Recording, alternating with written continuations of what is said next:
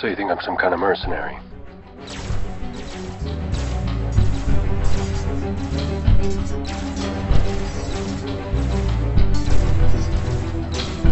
I'm a Mandalorian. Weapons are part of my religion.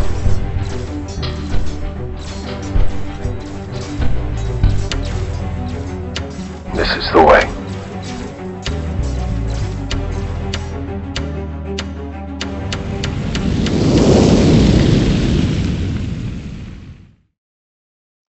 I have a bad feeling about this. You're listening to Red Mando's A Rapid Combustion podcast with a focus on feline fatherhood and, of course, Shatterpoint. And joining me, as always, is a man who prefers his steak just like his crits, and that's often. How you doing, Red Mando 2? Good. I really do enjoy my steaks. I'll take them rare, thank you. But you won't take your crits rare. Rare crits are bad. That's it. I don't Yeah. want them well done crits. No. Yeah. Yeah, no, I totally get you. And rapid combustion this week because Because you're on fire. we had an influx of about I think it's exact at this point in time 90 new members in the Red Mando's Discord, which is insane to think about. We have tripled in size literally overnight. Yeah, it is crazy. Only a few have actually said anything since joining, but that's right. fine. That's fine. People will either enjoy the madness or leave, I expect. Yeah, I mean, one way or the other, or they could just lurk permanently, which is fine also. We don't mind. It makes us look like we have more numbers than we probably actually do, and that's fine by us. Yeah, and we'll So tell. why did we? Why I did was we? about to Yeah, ask no, I you got that. him first. Oh, Yeah. why did we? Well, it's because they heard that we have lots of pictures of cats, and they want in because of that. No, is that not the reason? I think it is. I think it is the cats. It's the cats. No, well, obviously, we had kind of amalgamated a bunch of different ideas thrown at us from different members of our communities, and we kind of, at the end of our last episode, talked about turning it into something more tangible, kind of like a visual representation of these ideas, these core tenets of Shatterpoint. And so we ended up making a graph of every character in the game and filling out the graph, basing it on not just vibe, but also doing kind of some maths behind it and looking at different stats of different characters and assigning them numbers to each aspect of Shatterpoint.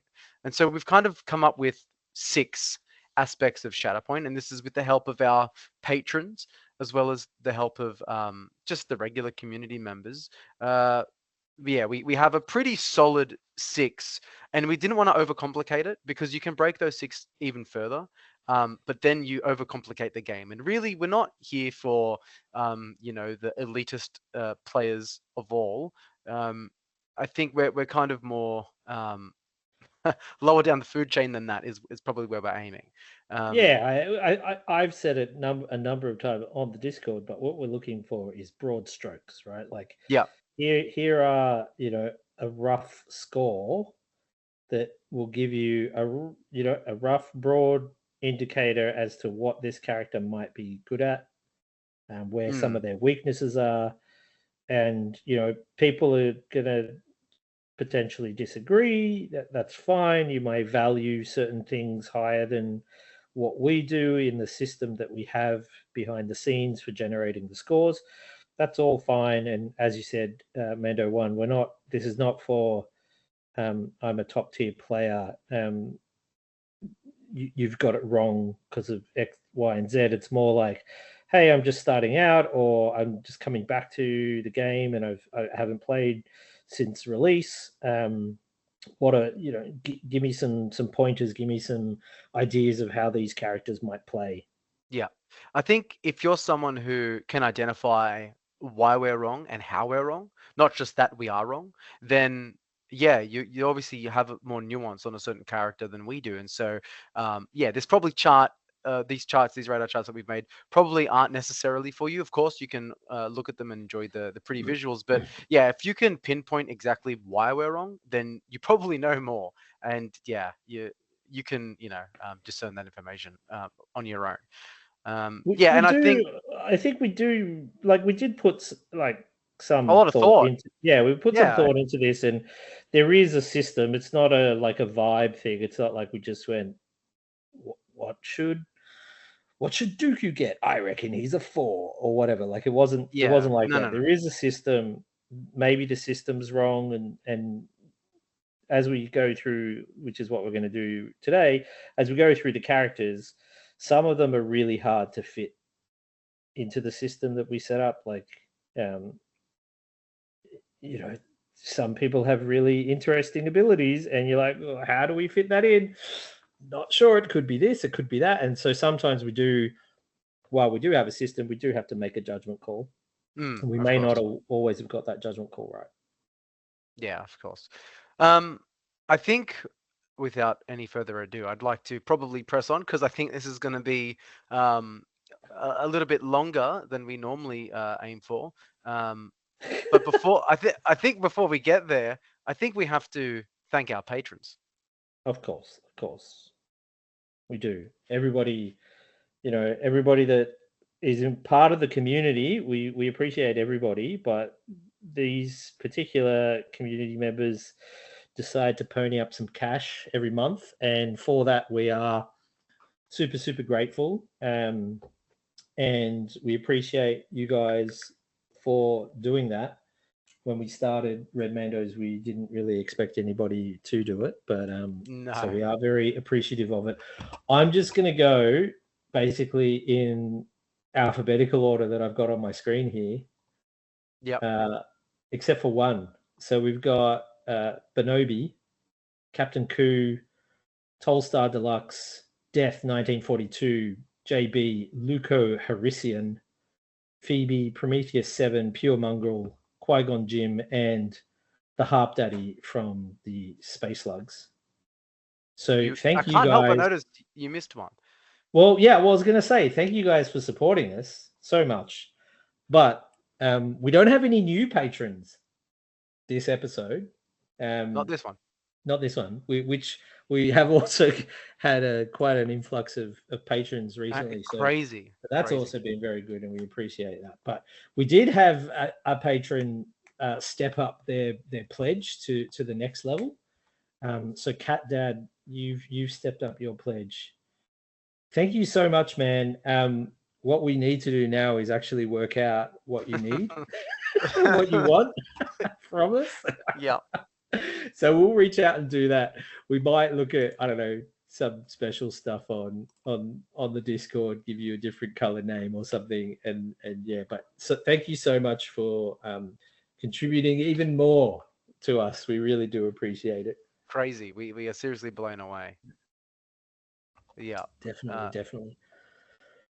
All right. So I guess we're going to move on now. And I think we're looking at primaries generally kind of in order of release, unless I've stuffed it up. The slides are on me. So if they're out of order of release, actually, I think I know there's one that definitely is, and that's Kenobi, because I was excited to do him. So I did him like second. So if the order is slightly out, bear with us. But generally, it's in waves. So you'll start to notice as we go on. You'll recognize, okay, that was June 2023. That was July 2023. That was February 2024. You'll start to recognize those patterns, and those kind of boxes come out near each other. If I've got this correct, if I haven't, I apologize. But hey, that's the Red Mando way. Lots of polish, lots of preparation. Look, in general, we're not super polished, but I think this is something that we've actually had, like a real, I don't know how to say it. We've had a real go at, like, we actually put some effort into this one. Yeah. Like there is a lot of heart and soul. Yeah. I haven't even finished my marking yet, and I was meant to finish that a while ago. So anyway, we'll move on. My head teacher is cool with it. Without further ado, here is our first primary. Wait, hang on. No, come on, man. Okay, we're going to start with explaining My aspect, bad. surely. Yeah. Come Of course, on. I forgot that was the slide that came next. Here we go. Yeah. Polish, guys, polish. Polish it. So these are our six aspects. Now, when we originally discussed this on the last episode, I think we had 5, Yes. and then we wanted to throw in something around force efficiency, because if you played the game, then force efficiency is definitely something that you consider when you're building your lists. So that's why we threw that one in there. Now, we even, I don't know, do we want to talk about it? But basically, force efficiency, pretty straightforward. How much force does the unit bring? Mhm. How much do they typically want to use? Now, this one still something hard to figure out, right? Because you're like, well, how often does Luminara use her full heal ability? It's Yeah. probably not every activation. So then, what do you do for her force efficiency? Like, it's not super straightforward. And then obviously, does the unit have some kind of force recovery? So we've sort of included that. Now, for the primaries, we've pretty much left it on that. When we get to the secondaries and supports, we may also be including a small aspect, which is how easy are they to wound? Because if they're super easy to wound, then and they've got lots of abilities that you may want to use, their force efficiency is not going to it's going to go down, right? Because they're wounded, and then it's going to cost more. Yeah, for sure. So that's the first aspect. Yep. Okay, so I guess our second aspect here that we look at is mobility. So this is talking about how mobile the unit is on their own, but then also how much mobility they provide the entire strike team. So obviously Captain Rex, can he give out dashes to any Galactic Republic unit? Or like Maul, can the unit advance twice in a turn? Do they have access to reposition early on their tree like Luminara? So there's lots of kind of questions we ask around mobility here, and so we're not just looking at how they affect themselves, but they also get extra kind of points, if you will, if they can interact with people in their strike team or help assist the mobility of the strike team, not just themselves. So there's obviously, again, a lot of moving parts in this one, although it's a little bit more straightforward than force efficiency, because a jump. Well, Isn't it? I reckon this is probably the hardest one, right? Because mobility, we've included here like personal mobility plus sort of like team. Yeah, true. Team mobility, right? So you could make the argument that we need to break mobility up into personal mobility and like team mobility, because they kind of do two different things, and you can have somebody like Maul who has a decent amount of mobility. You can have somebody like Asajj who has tons of personal mobility because she can jump twice, and jump is like almost the best type of movement. Yeah. And then you could have somebody that can hand out a lot of movement, but can't necessarily move themselves that far, like Grief Karga, right? Yeah. So it's kind of it's tough. This one was tough because we are kind of overloading it, but then somebody like, if you consider somebody like Rex or like Death Trooper Escort, right, where it's like, well, he can move somebody else, but he can also just give himself a free dash. So then where do you put that? Do you score that in personal mobility and in I guess you could do it that way, but you can't do both of them at the same time necessarily. So it was sort of a hard one, and you mentioned it, but it was rough deciding where to put Luminara's identity. We initially were like, oh, it's got to be mobility, right?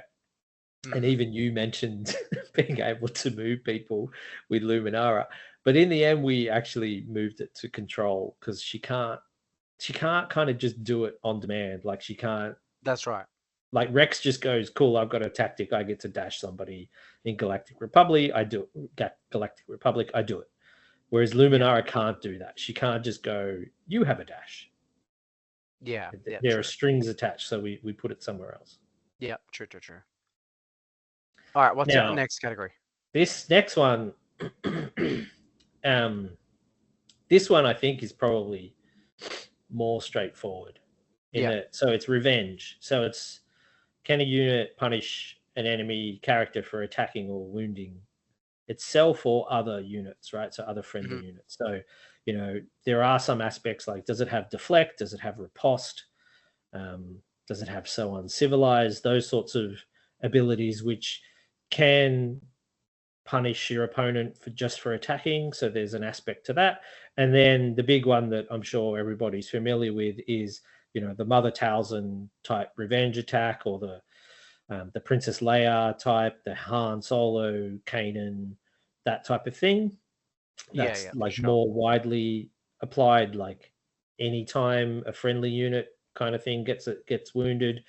And then there are some units that have personal revenge attacks. So like Maul is a big one that everybody should be familiar with, but Gideon Hask has come out recently, and he's got when he gets wounded, he gets to do a little clapback attack. So that's what revenge is representing, the degree to which a unit can punish your opponent for attacking or wounding. Yeah, no, and I think it's generally pretty straightforward. I don't think there's too much argument on that one, right?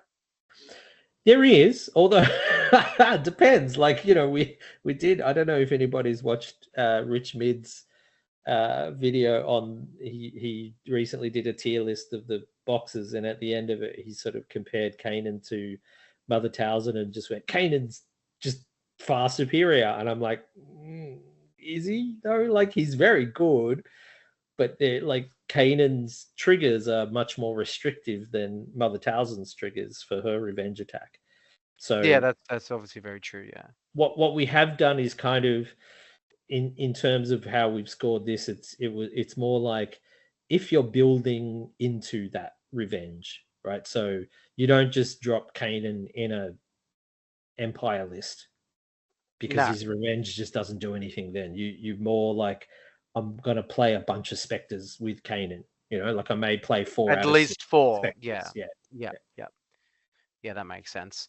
Okay, cool. The next one is control, which I think there was a lot of, probably maybe not disagreement, but conversation and debate around how control works. And so we've kind of come up with this definition, and that's how effective are units at manipulating the state of the game beyond the normal, or how units are able to manipulate an opponent and their units via conditions or displacement.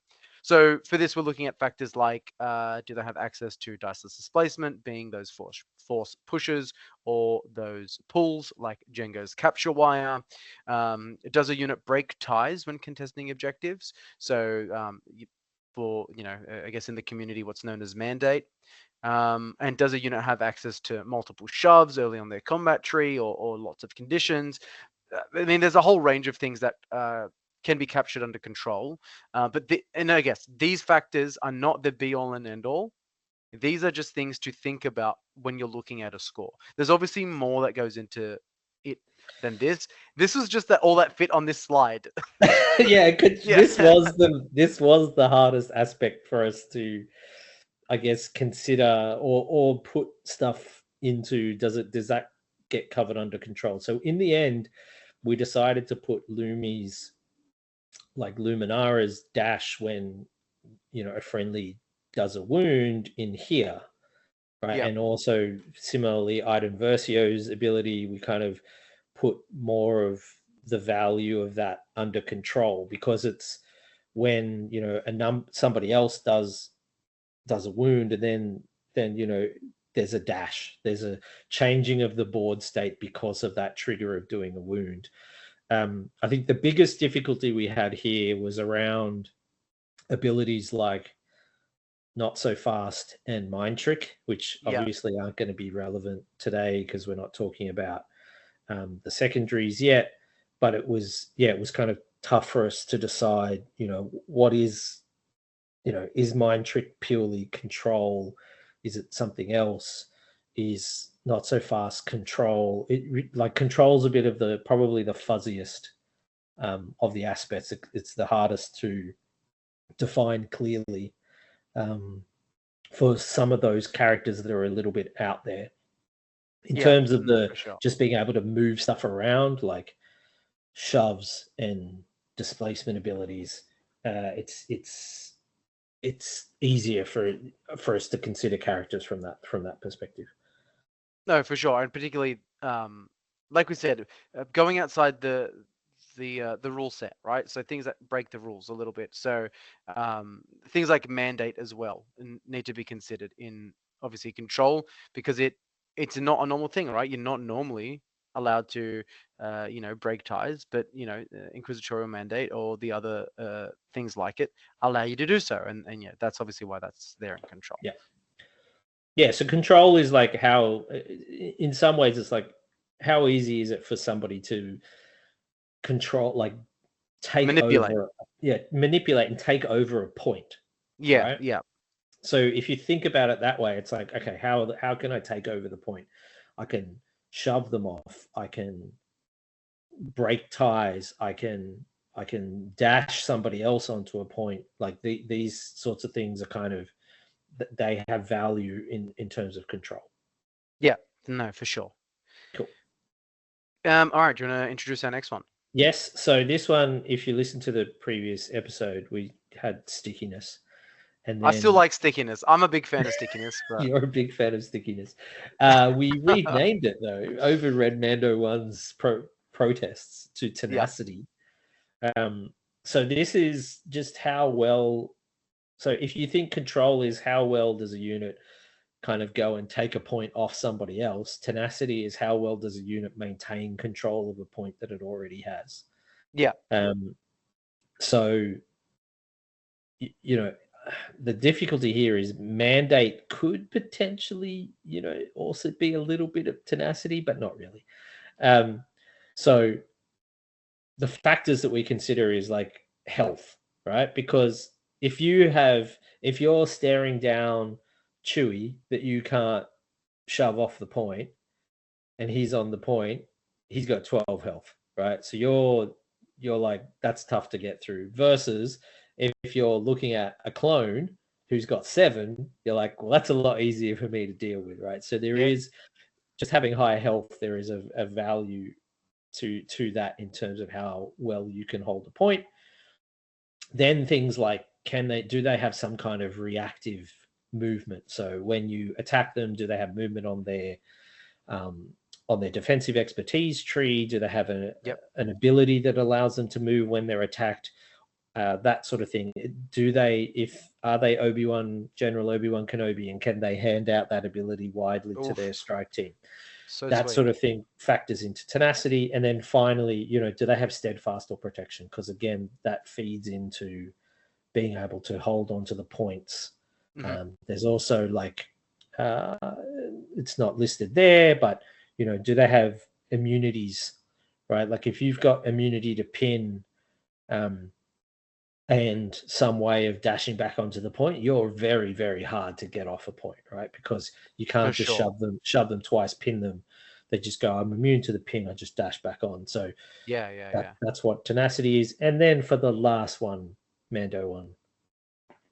Right. So we obviously have here attrition. So this is, I think the most simple one that we have, right? So how easy is it for a unit to wound other units? And so I guess we look at aspects like, do they have very high damage output early on their combat tree? So looking at being able to do 5 damage on 2 successes, for example. Can units make multiple attacks? So is there a unit that can make more than 1 attack, and especially value for making more than 1 attack with all your dice? Anakin Skywalker. And then obviously looking at things like, is the unit able to provide additional dice to attack pools? So that's not only their own attack pools, but obviously other people's attack pools as well. So counting things like sharpshooter, counting things like impact, counting things like Vader 1's identity, or even Moff Gideon to some extent there. Although I think his is more control. But yeah, like his yeah. well, his identity, it does give out some attrition. That's right. Yeah, of course. Yeah, so there's also an aspect of how much the maximum damage they can do. True, of course. Yeah. That's not so important, right? Because I think what we valued more was being able to do damage early, right? Like, yeah.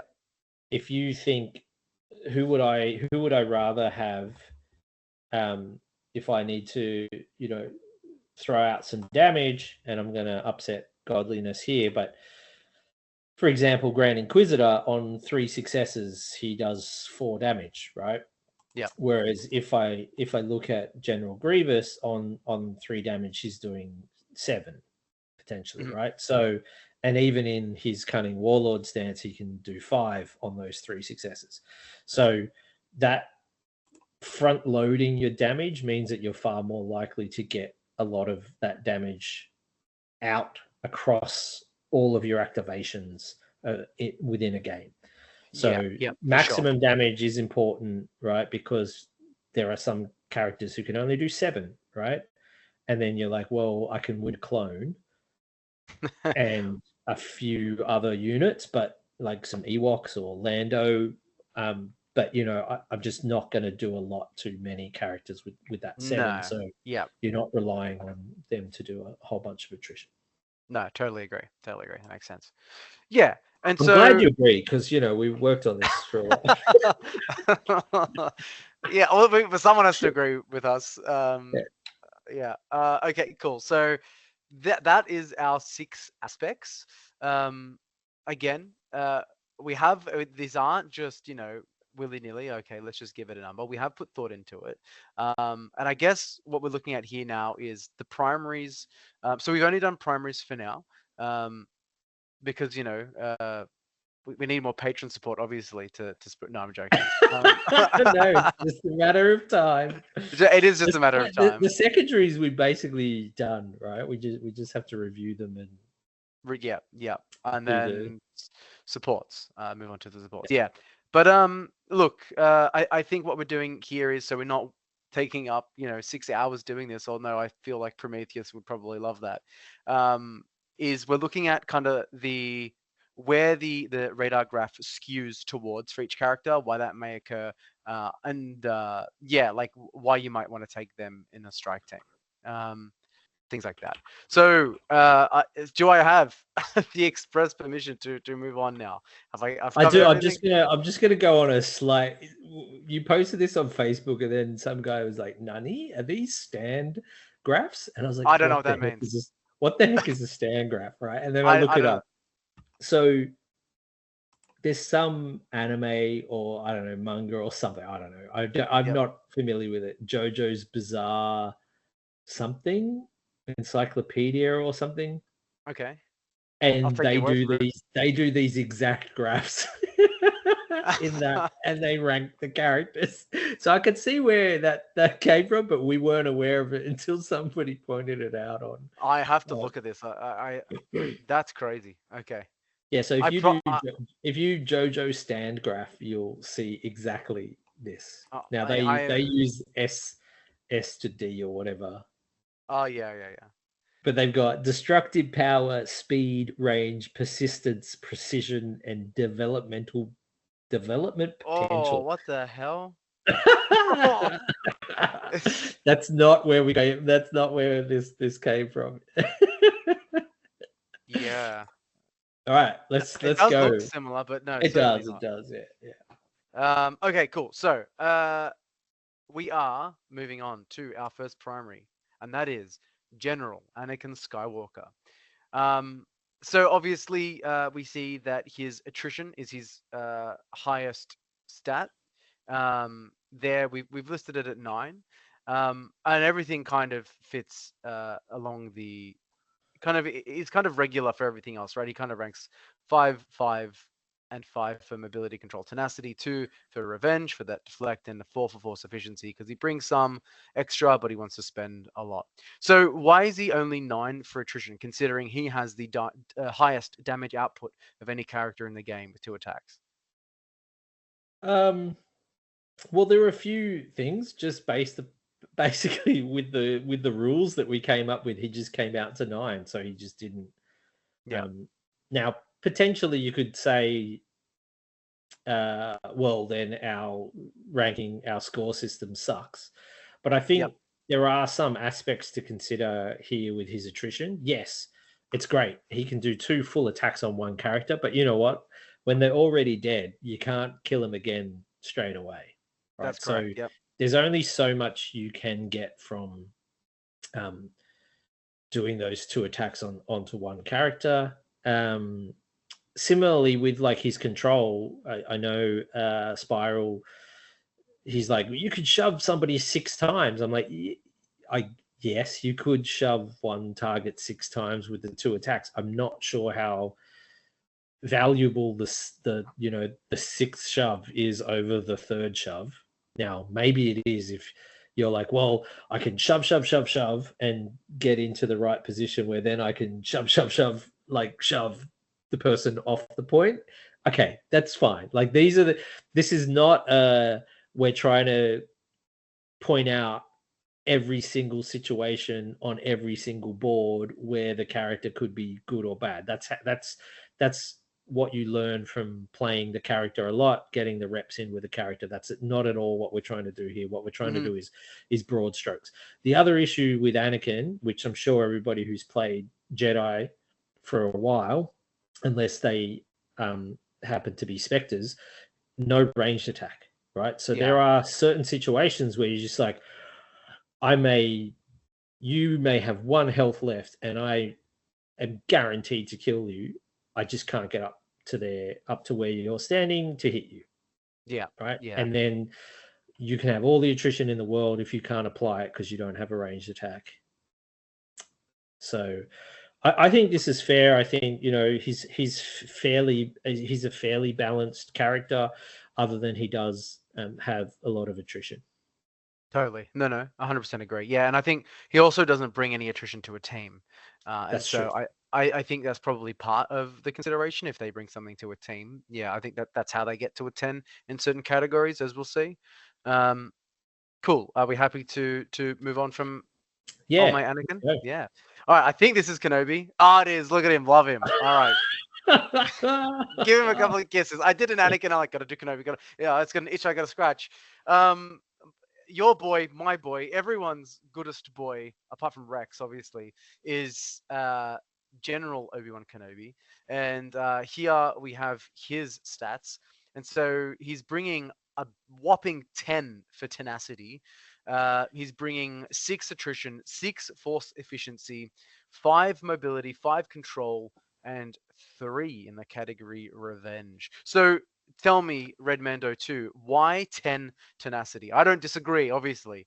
I would give him 13 because I think that so the main thing is just his identity, right? And it's not just for himself, but he can hand that out to anybody in Galactic Republic. The ability to if you have a hunker, to, after being attacked, heal, drop that hunker, and then dash is so good, right? Like it just very, very good. It like even being able to, even if you consider the other half of that ability, which is keep a hunker when you're engaged, roll an extra dice from that hunker against melee attacks, right? It's making everybody so much tougher, right? So 100%. Like his tenacity potentially could be off the chart a little bit here. He kind of just capped out at 10 because he is just bringing so much in terms of defenses to the whole strike team that he's with. So assuming, you're picking Galactic Republic.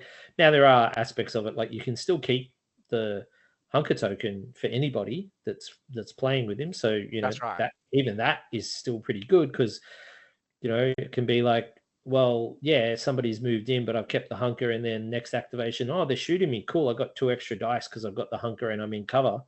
Yeah. That's like a pretty big benefit there. In terms of his force efficiency, generally 6 is average. So if you're bringing 3 force and you pretty much only want to spend 1, you're going to get 6. Yeah. So Anakin brings 4, but he kind of wants to spend 3, right? So that's why his force efficiency was 4. And yeah, otherwise he, Obi-Wan does a bit of damage, so his attrition is fine. He's got some shoves, so his control's pretty average, and his mobility, he's got a jump. Potentially, he's got another jump if you use patience. But we didn't really put a ton of value into that, even though you probably use it a lot of the time. Yeah, for sure. Yeah. Yeah. I think the only thing that would make Kenobi better is if he had a shiny Shatterpoint card. That's all I want. I want the shiny order card of Kenobi. Hopefully we get them, because I don't know if they were just at Adepticon last. That's all I this want. year I'll die happy if I have one of those. All right. Unfortunately, we can't sit here and talk about Obi-Wan all day, so we do have to move on. And that's going to be to Ahsoka Tano, Jedi No More. So her highest stat here is turns out to be Revenge, and she kind of has slighter above average stats in tenacity and mobility, but then lower in force efficiency, control, and obviously their attrition. So why does Revenge come out as her highest stat? So she's got deflect, right? So that Yep. Out of the gate, she's got that ability to, if you shoot at her, she can most likely fling some damage back your way. So then that helps her, and then obviously her identity allows her to do the revenge attack situationally when a friendly gets wounded. So that's why she's sort of revenge focused. She's also got that other ability. I can't remember the name of it, where you spend 2 force and just deal half the damage back to whoever attacks you. So if you're playing against someone and they're like, "Ah, I've got 12 damage on you, take that," and you're like, "No, I'm taking 6, and so are you." I'm Vader 1, right? Like I think, she generally is happy to go into Vader 1, right? Because Vader 1 doesn't really want to go up against her. That's right. Yeah. And so I think you'll find smarter players do low damage on her and just whack conditions on. Yes, yeah. Yeah, you want to stop on your tree. You particularly want to pin her, because then her identity just turns off. Yeah, it just turns off, because she needs to advance before she can use it. So like the tenacity is partly reflected in that what's the matter too fast for you, because she can do the half damage, and then also the fierce protector comes into it as well, in that she can potentially respond to somebody else wounding. She can try and hold that point. Her force efficiency is low because like she's a difficult one, that she's only bringing 3. You almost always want to spend 1 force, and then you're like, I'd really like to hold on to 2 in case I need to use what's the matter too fast for you, but she's not like always going to spend it, right? So it's not quite like she's always spending 3, right? She wants to spend 1, and then kind of she'd like to have kind of 2 in the bank, which kind of is annoying from a force efficiency perspective, because if you think about efficiency, it's also not wasting force. Like, you don't necessarily want to have a team where you're like, oh, every shuffle, I have 3 force left. And I'm like, well, it sounds to me like you're leaving 3 force on the table every shuffle. Is there another character that you might be able to bring in that could use that force to give, something else? So there is still an aspect of that, of not leaving force on the table necessarily. No, that's fair. I think that's definitely a fair consideration to make for her. All right. I think we move on to now the rest of the core set. And we start here with Asajj Ventress, Sith Assassin. And so her biggest spike there is an 8 for mobility. And then her second highest stat there is a 7 in control. So what makes her so mobile, and what gives her so much control in the game?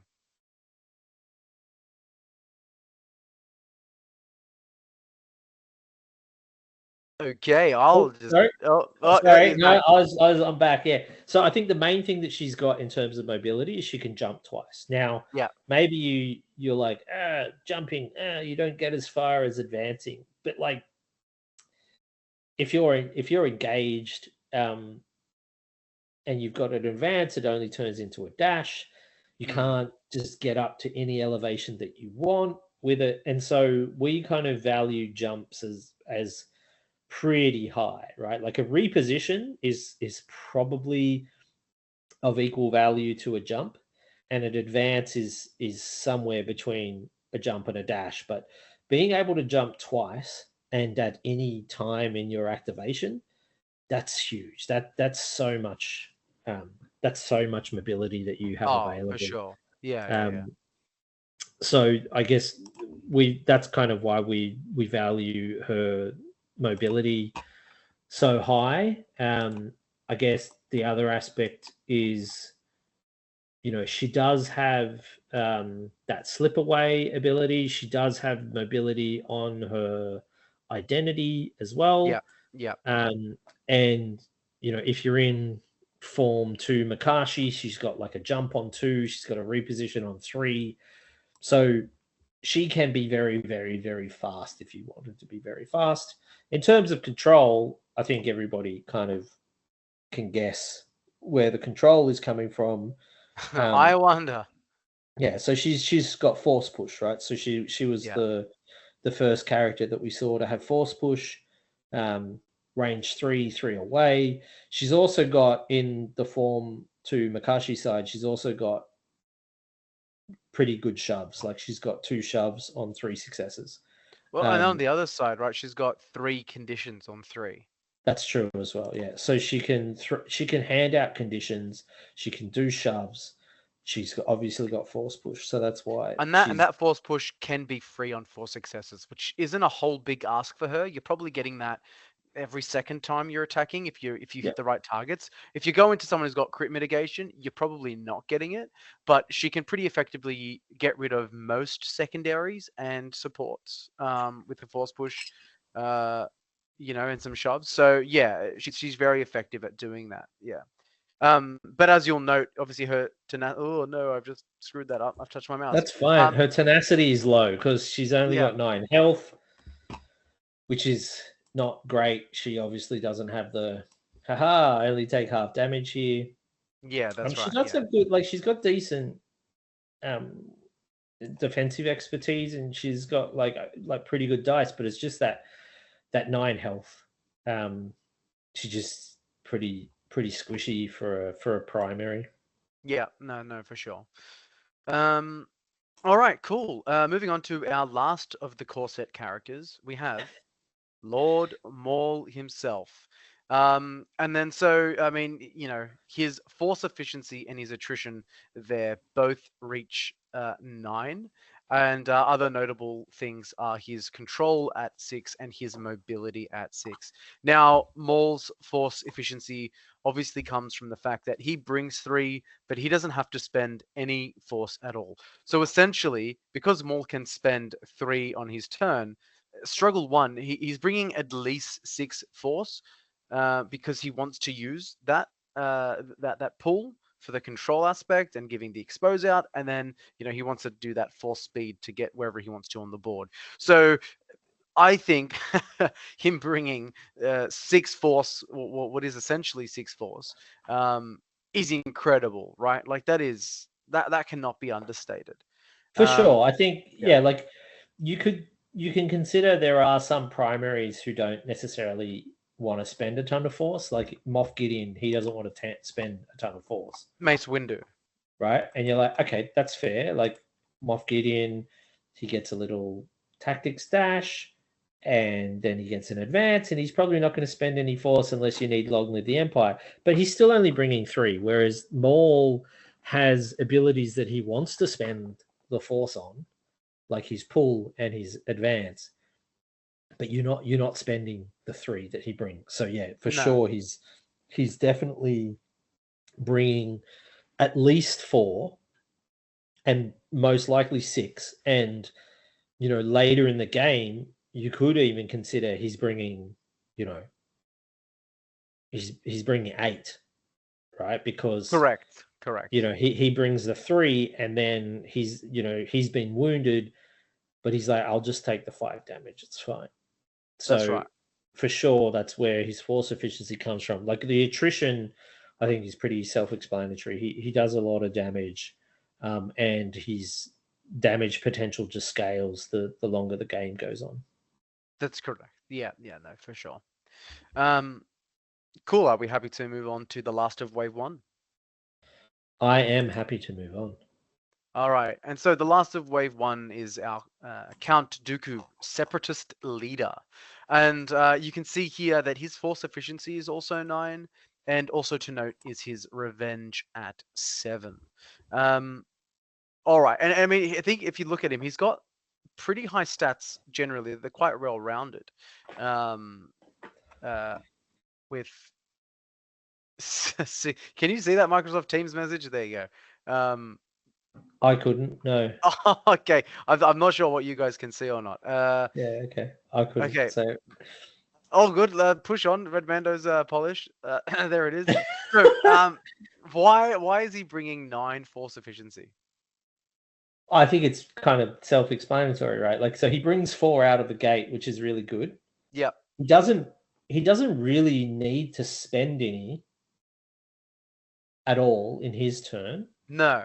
Right? He's got a force refresh ability that is most likely going to trigger because maybe not allied primary, but most likely allied secondary units are going to get wounded at some point. Yeah. And I think this is like one of that example that I was talking about force left on the table, right? Is that Dooku can actually be very efficient at.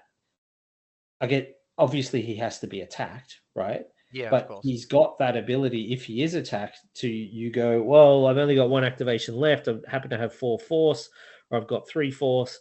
The next unit's only going to use 1. Okay, cool. I'll use 2 on, surely you can do better. I'll use 1 on surely you can do better. And then I might use twice the pride or whatever. He's got that ability to use up the force if you've got spare force. Yeah. So I think, he does bring a lot in terms of that force efficiency. The revenge is obviously, again, because when they're wounded, he can get the supporting unit to do the dash or the 5 dice attack. And he's also got his twice the pride, double the fall. So, when you attack into him, he's also got that ability to slap you back for 5 dice, most likely. And he can kind of engineer that a lot of the time. I think, he does have really good scores generally across the board, and then that's reflective in he's a good character, right? Like, he's quite strong. He's still a very, very good character. Came out on game release, but he's no slouch. No, not at all. Yeah, for sure. Are we happy to move on to our next one? Just go. Let's go. Let's smash through it. All right, Jedi Master Luminara Unduli. All right, everyone loves her. I reckon she was the hardest one for us to decide how to. She certainly was. So her highest stat there becomes control at 7. Now, it was very difficult for us to determine whether it was revenge, whether it was mobility, whether it was control. But I think we ended up landing on it's a little bit of the other 2 and very much control. And so, I mean, you in your definition at home, you could probably swing it one way or the other. But this is the way we've landed. So she gets a 7 for control, and that mainly comes from her identity, being able to pull people around the board when you are wounding things, you do get a dash, and so it's just something to think about. On it's not doesn't even have to be her turn. So on your turn, it's like, okay, well, I can cap 2 if I can do a wound, right? I can park someone on that objective. I can move myself to this objective, and then I will be scoring 2. So I think Luminara players probably need to be more critical in their thinking when playing, because she can be.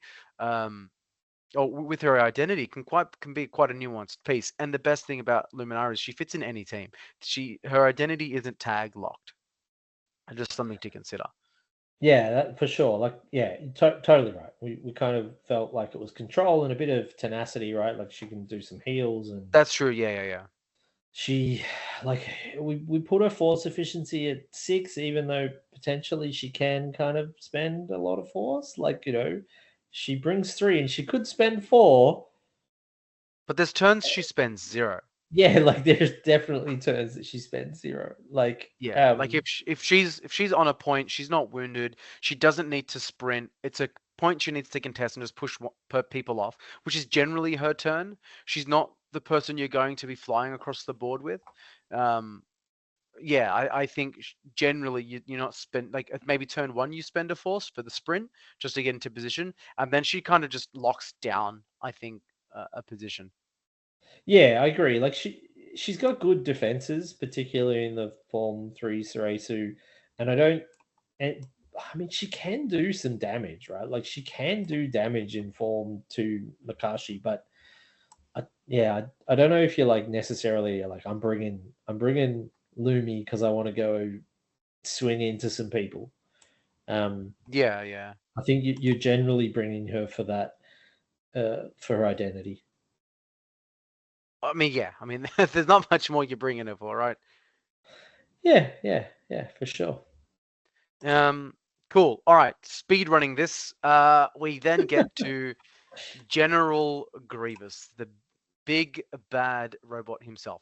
So his standout stat is obviously revenge at 0. No, I'm joking. His standout stat is attrition at 10. So what makes him bring 10 attrition where someone like Anakin can't? Is it the fact that he's got 4 times the lightsabers? Yeah, of course. It's 4 times the lightsabers, so that gets him up to 10. No, look, he's got a lot of damage, and but he's also got that flexibility of being able to shoot. Right. Yeah, And his for shooting sure. is not at all bad, right? Like he's got Yeah. 7 dice, range 5, pretty decent range expertise. He does 5 damage on 3 successes. Like his ranged attack is actually pretty good as well. But yeah, it's obviously the 5 successes gives you 11 damage. Plus you follow it up with appetite for destruction. His attrition is nuts, right? Like it is really quite crazy, the levels of attrition that he's got. He's also then potentially got that I've been trained in your Jedi arts. I don't know that you would use it that often. I have used it in the past to wound 2 units in a That's pretty turn, good. but you kind of everything has to kind of the stars have to align from that perspective. Yeah. And his force efficiency is a little bit higher because of if he is coming up against a force user, he does get that force refresh there. Yeah. I think the other one that people may question is just his tenacity, because yes, he's got 11 health, but that's kind of it, right? Like his dice are not, his defensive dice are not amazing. His defensive expertise is okay, but otherwise he's got really no defensive tech. He's just literally point him at something and he will do his best to go and kill it. Yeah, and I mean sometimes it doesn't work. Sometimes dice, and he just fails, and then he's got nothing else really. Yes, that's it. Yeah, which sucks. Cool. All right. Moving on. So we get here Grand Inquisitor, Fallen Jedi. So Grand Inquisitor, his best stat here is force efficiency, and that's obviously coming from his identity. But I'll throw over to Red Mando too to tell you the exact names and everything of stuff, because he knows more than I do. No, it's because I've got them on another screen and you can't You're swap screens. not. No, you're not meant to break the illusion. What are you Oh, doing? sorry. Yeah. Sorry, I know Yeah. all these off the top of my head. Yeah, because the Jedi Temple records are quite complete. Come on, man. Hey, Like that's see, there you go. yeah.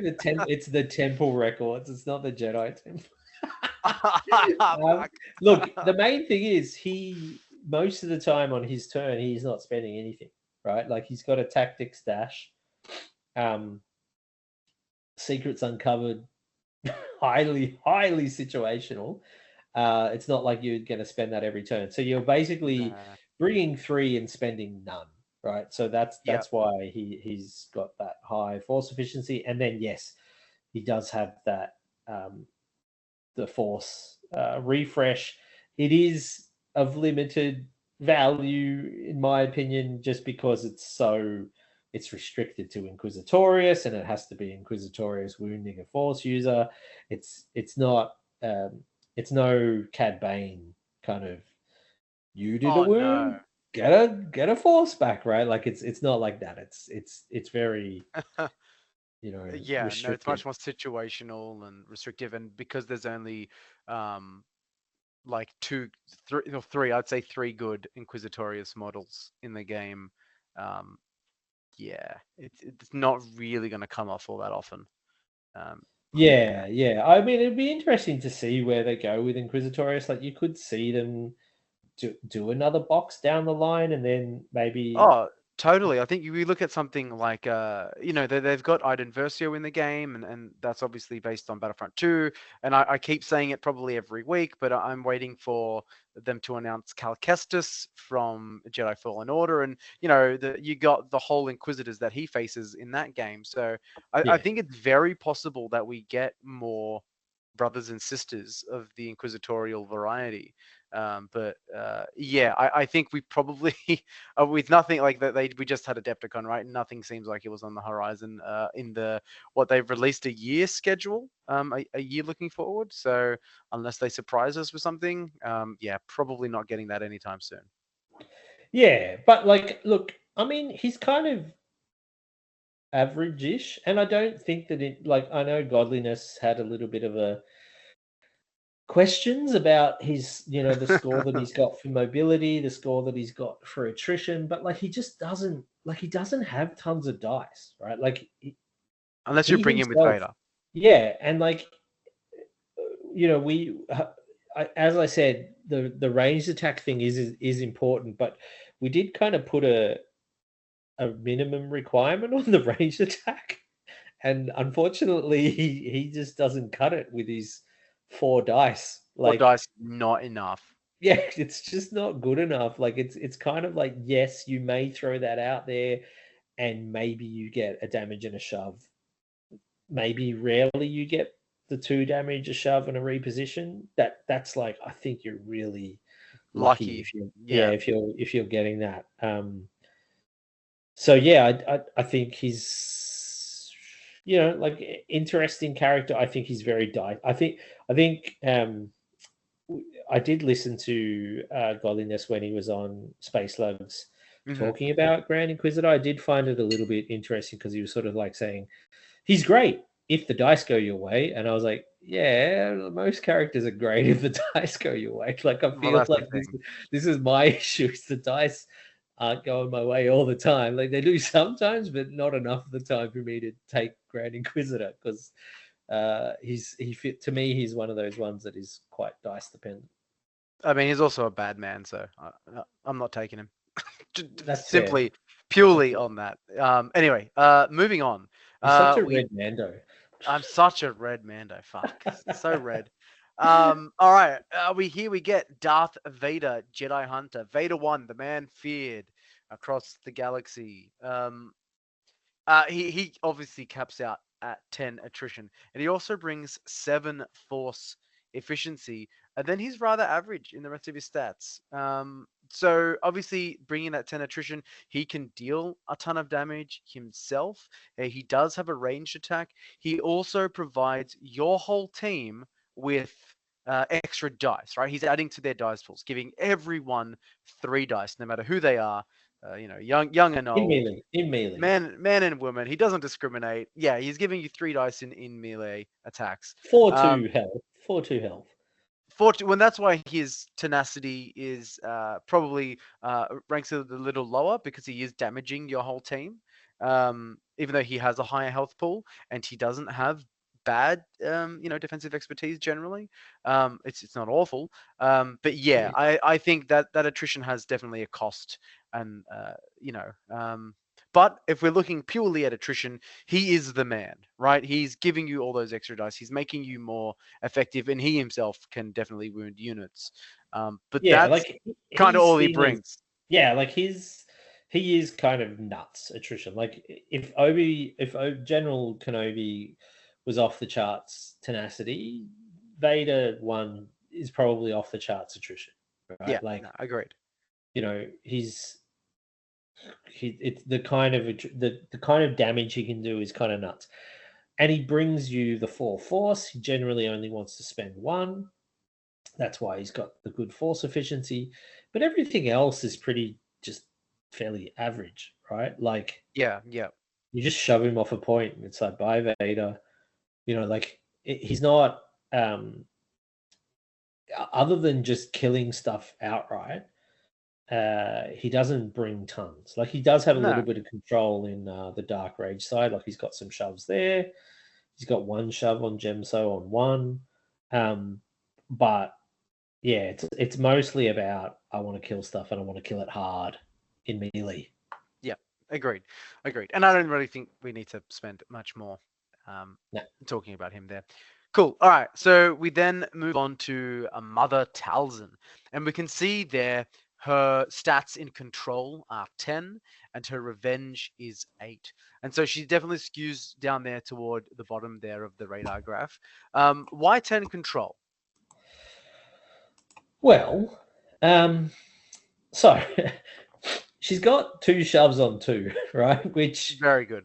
is very good, right? And she's rolling, a decent amount of dice. Like she's rolling 7 dice. She's got very good scaling expertise where it's basically 1 for 1 on her expertise, her range expertise chart on that Great Mother side. So that's very, very good expertise scaling, which does like also lead into the attrition. But it means that control is super likely, right? And then, but that's not all she's got, right? Like she's also got options for expose and pin early in her tree. She can do 3 shoves if she needs to in the tree, and she's not unlikely to get there because she's only got a short tree of 5.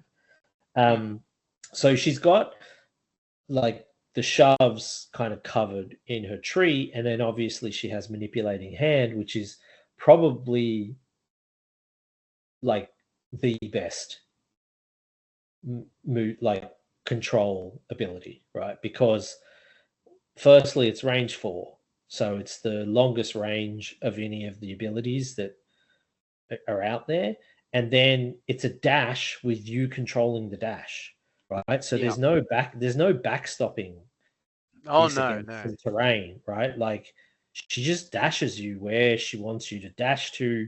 If she dashes you to an ingress, then you get to put you can dash an enemy's model to an ingress and they can go up or down the ingress. Like she's just got so much control with that manipulating hand. So she's combining both of those abilities to just be an absolute shove monster, to be, handing out conditions and then having the best ability to move an enemy unit however you see fit.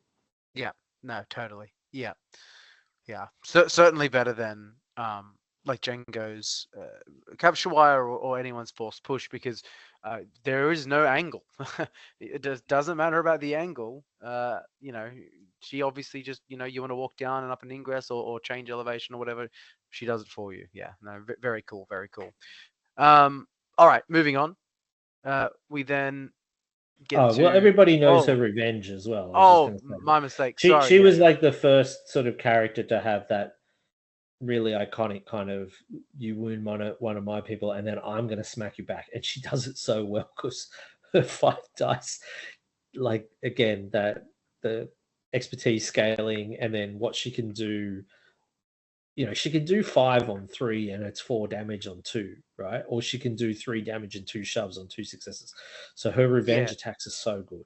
Those 5 dice that she rolls you can often get 6 successes.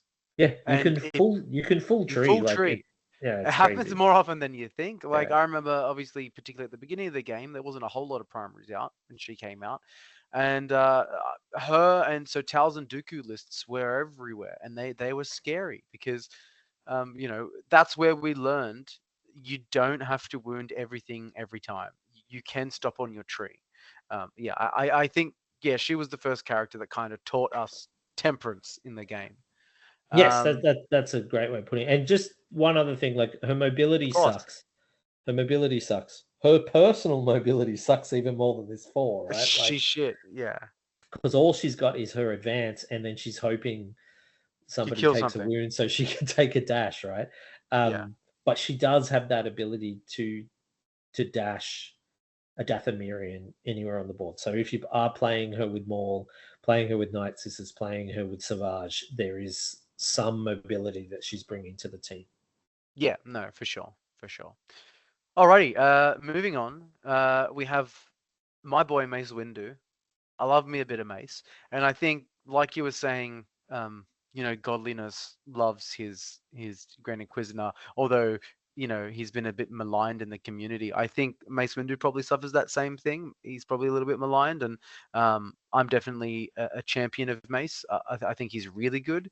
And so I kind of took a little bit of liberties in dishing out the change in his Shatterpoint cards. I think you had a hand in talking about the attrition, and then I'm like, well, if he's going to get more attrition, I'm going to give him more stats elsewhere. And so I think really standouts, he gets 8 force efficiency, 9 tenacity. But then if you're using Jedi Master, that force efficiency goes to 10 because he is giving you 2 force back. Mace Windu doesn't generally want to spend any, and so he's bringing 6 force if you're using Jedi Master with a Shatterpoint, which is crazy. Bringing a unit bringing 6 force, that's as much as 2 primaries combined sometimes, or even more than 2 primaries combined if you're bringing someone like Cad Bane. So I think that's definitely something to consider. His tenacity goes to 10 for me. When you Shatterpoint in Jedi Master, and that's because he gets 3 heals. That's crazy. He's got a pin, he's got a strain, and he's got a disarm on him, and they're laughing at you. Well, I activate in Jedi Master, and because I'm not forced to use the strain like when you activate in Vapard. Well, now I'm taking off those 3 conditions, and I'm going to have a perfect activation. Sucks to be you. Yeah, and he's incredibly tough as well. He's bringing steadfast and protection when he's engaged. He's got a high health pool. His Jedi Master stance has got incredibly defensive. You might roll 4 blocks and 1 expertise, and people are like, well, I'm going to full tree you. And it's like, no, you're not. Yeah, just turn that crit off. Turn that hit off. Like he's even with 1 expertise, he does the job. And then when you flip him into Vapard and activate, well, he's going to get 9 attrition because he can he can dish out the damage with that Vapard side. He's getting 10 dice in attack, and he is going to punch through pretty much anyone you throw at him, particularly if he's got force for rerolls or if you're going to be exposed. It's going to be one or the other. Yeah, it has to be only one or the other. It has to be only one or the other. It's true, but yeah. I think. I think the other aspect of his high tenacity score is not necessarily just his score, but he has that aura, right? Yeah, of course. Yeah, so he's bringing the range 5 steadfast and protection to all Galactic Republic characters while he's engaged. So yeah, that's right. That's huge, right? Like the tenacity that he's bringing to his strike team is huge with that. It's a super long range. It's steadfast and protection, which are both fantastic abilities for keeping on points, right? Ignore the first shove on the combat tree, and then reduce the damage you suffer by 1. So yeah, it's huge. I also Yeah. really like Mace in Sabotage Showdown, which is probably a lot of people don't prefer him. But if you Shatterpoint Mace in Sabotage Showdown, all three of the things you could get from Sabotage Showdown all add to what Mace brings. It just makes it feel so much worse. Because, like, let's say you Shatterpoint Mace and it's the dash one. Well, now his tactic is a double dash for himself.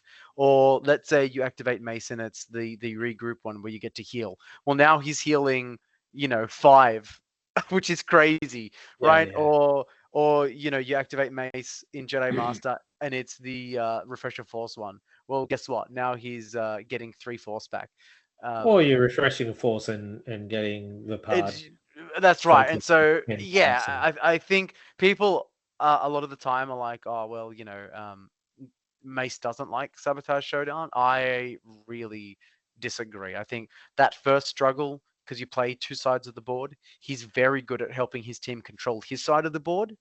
Um, and if you bring in with Kenobi, Kenobi's good at controlling the other side. So you've got those two sides locked down, and then 2 times out of 3, the middle one is on. And so the Mace just moves to the middle and holds that. Yeah. Anyway, this is my love letter to Mace Windu. I think, and General Kenobi. and General Kenobi. I love also like the way that you did the radar graph on this one with the different colors to represent. I did, yeah. I had the middle part, the regular activation as the red, but as you pointed out, the colors just blended into each other too much. So change it to And we're blue. going to get somebody go, I have this form of color blindness and I can't tell the difference. And we'll be like, okay. And I'll say, you know what? Just for you, if you sign up to We'll Patreon today for we'll $4, send you a no, different, okay. he will send you a Yeah, different colored we'll one. do it for That's fine. free because we love Yeah. you. If you're colorblind, we love you. If you're not colorblind, fuck off. No, I'm joking. All right. Okay. The next character is Cad Bane, Notorious Hunter. Now, his stats kind of look quite low compared to everyone else. His highest is 6 with force efficiency, mobility, and attrition. And I think certainly you're bringing him for that force efficiency, right? You are, but like the difficulty with Cad Bane is he only brings 2, Yeah. right? And he really wants to spend a lot, Loves it. He loves it. because he wants to spend rocket boots most of the time. Yeah. Ideally, he wants to spend how about you step aside? I think you want to spend that a lot of the time as well. So you're already spending everything you've brought, and then a lot of the time you also want to spend no one gets between me and my job. So you're spending more than you're getting back. Yeah. What you're hoping for is obviously to get his identity rolling and to get those wounds happening. And then you're like, well, this is great. Now I'm just getting force back every time I wound. And his force efficiency can balance, but it's not a crazy high force efficiency because he's bringing so little to begin with. And he wants to spend so much. Yeah, and it depends what kind of force you're playing into. If you're playing into something extremely defensive, he's going to have a hard time generating that force back. Yes. And so, yeah, I've played into CAD with some, when CAD's bringing some bounty hunters, and they're not necessarily renowned for doing so much damage, and playing into them with a Republic list like Mace Kenobi, where they are quite stalwart, or tenacious, I should say, where they are quite tenacious. I think he kind of struggles into something like that, and I think my good mate, my acolyte, I'm going to call him my acolyte, Dingleberry, experienced that today. He messaged obviously in the Discord and said he played into CAD and just strangled him out with the defensiveness of Mace Kenobi. So yeah, there you go. Shout out to my acolyte. Anyway, look, better than the show, that's for sure. I love that. Yeah, it's better than the show. You're like, what do you want? I want an acolyte. I love it though. I love it that he's taking Mace and Kenobi, which people seem to just think are bad, and he's having some good success with it. And I think it's fun for him. Obviously, I think it's cool for his opponents to go, oh, maybe I do need to have a think about them again. And yeah, I think one of the things was when he joined the Discord, I felt like he was not super like high on the game, and then since he's become your acolyte and at least he's like, oh, this is cool. Like he's actually having fun playing a character, like a couple of characters that before, because I guess the meta that he was in, maybe it's a North American meta or whatever. Yeah. People were just kind of down on Mace and Kenobi. And he, now he's like, I'm having fun with him. I'm like, that's what you want, right? Like you want to Yeah, just no, for find sure. characters that click with you and play with them and have fun. So I think that's really awesome. Yeah. There you go, Dingleberry. There's a huge shout out for you. Okay, the tangents we go on. It's great. All right. So moving on, we have Queen Amidala of the Naboo, and again, her stats kind of sixes across the board. And you would probably think that's quite low, but I think having she's kind of like above average in everything. Except Revenge. Oh, except for Revenge, which is 0, and I think that's really cool. So yeah, well, I mean, why don't we run one through? I think probably her main thing is the tenacity that she brings on that faith and diplomacy side of her stance card, and that's obviously linked to her identity. So Red Mando 2, why don't you speak more on that?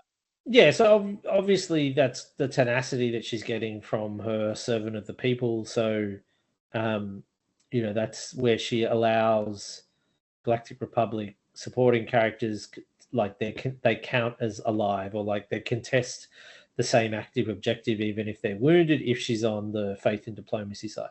So she is bringing more control there. I think more tenacity there. I think the difficulty is that you can just push her off the point and then you've switched off 3 characters potentially then. Yeah. So yeah, I think she's pretty good at everything except like Revenge and Control, but otherwise like she's pretty good. So she brings a lot of flexibility to your strike team if you want to take her. Like her Control is just, she's got 2 shoves on 3, right? Which is good. Like, Control of 3, you may go, that sucks. It's not really. Like less than 3 sucks. Like less than 3 is not great. 3's like, hey, that's decent, right? Most of the time, because that means usually that you've got 2 shoves somewhere. 3 usually means you've got 2 shoves, maybe a shove on 1, a shove on 2, or shove on 3 kind of thing. So Yeah. she's not doing too bad even on that Control. So like I think she's like a decent character. Like I wouldn't look at her like these scores and go, oh, she sucks. Like I think she's a fun character. I think it'll be interesting if they do come out with more handmaidens or something later. It might be interesting to see what happens with that box. Totally. She just doesn't get any tags. Like that's a weird thing with her. Like, yeah, it's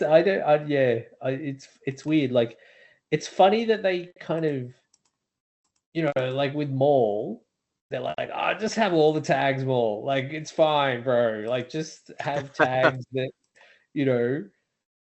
have Dathomirian Force use the Scoundrel Shadow Collective, right? Like, just have all the tags, and then you get Padme here, and it's like she didn't get anything. Like, she just got Galactic Republic. She didn't get Naboo.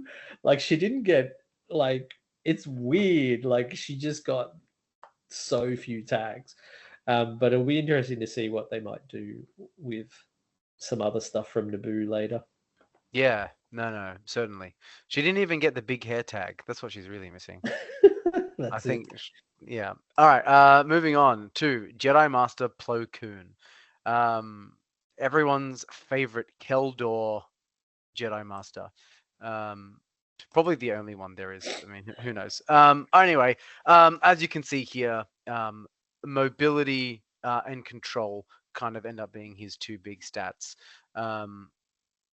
Do you want to run through obviously why? So like mobility, I think so the big one there is, we didn't mention it on Mace, and why Mace has good mobility is because I think Mace was the first character, maybe, I don't know, that like he could select a unit and move both of the characters in that unit. Yeah. And Plo obviously gets that as well. So, he can select a Galactic Republic unit, and then each of the characters in that unit can dash. So that's like quite a lot of mobility there. And then if it was a Trooper or a Padawan, he gets a dash, so even more mobility. And then obviously he's got that extra mobility on his identity, right? So that he's sort of moving around in his identity. Now, maybe you could argue, oh, that's a reactive thing. It should be under control, maybe, or it should be under the revenge, maybe. Like we're not perfect at this, right? Like we're just doing our best. We're doing our best, and if it's one plus or minus one on any of these, if you're like, nah, his force efficiency should be 4, okay, cool. Like I'm not going to argue with you on like 1 plus or minus. Yeah, 1 or 2, right? Where we're in the right region. His force efficiency should be 1. I was like, probably not 1. No, yeah. But if you tell me it should be 4, I'll be like, cool, all right, bro, whatever. Like, yeah, 4. I'm not going to fight you on 4. But yeah, so his mobility is because he's got that, and then control because he's got force push. Now his force efficiency can be rough because it can't be rough, right? Like if you're wanting to force push every turn, he's only bringing 3 and you're spending 2 generally every turn. Yeah. But he can get it on his tree. It's 4 down his tree and he's rolling 7 dice. It's not it's not unheard of. Maybe like 30% of the time you're going to get it from his tree. Then, is he attacking somebody that's exposed? Is he playing with Vader? And these are things to consider, but these are the more nuanced things that you consider. We haven't reflected that here. So you kind of look at him and he's pretty average as well, right? Like if you compare him to Amidala, he's pretty average too. He just has a couple of spikes, but then also goes down in some of the other areas. So, but yeah, I think he's a fun character. I'm going to let you do the next one because I'm just going to be AFK.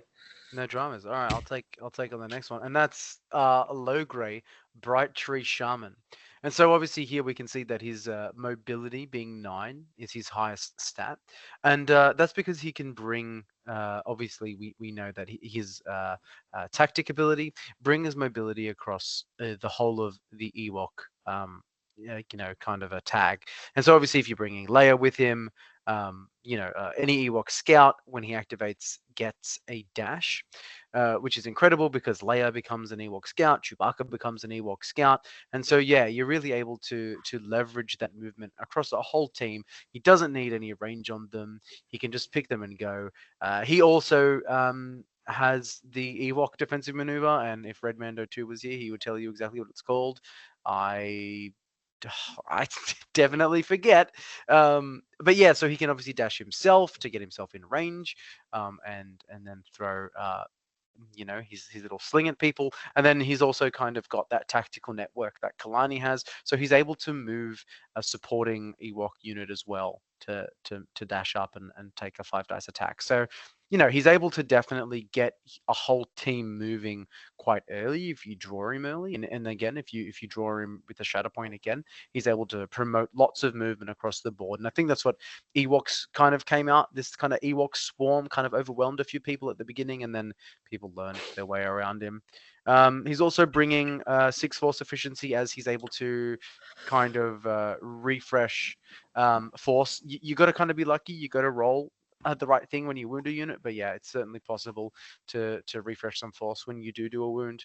But yeah, I think apart from that, I think mobility certainly, as I've discussed, his best ability there. And so we move on from Logray to Chief. Man, how many did I miss? Did you just like smash through like 3 of them? You did Vader 2, Luke. No, I know they come. No, because look, it's Jeremiah. Oh, okay, all right. I was gonna say. I missed it. All right, Chief Chirper. All right.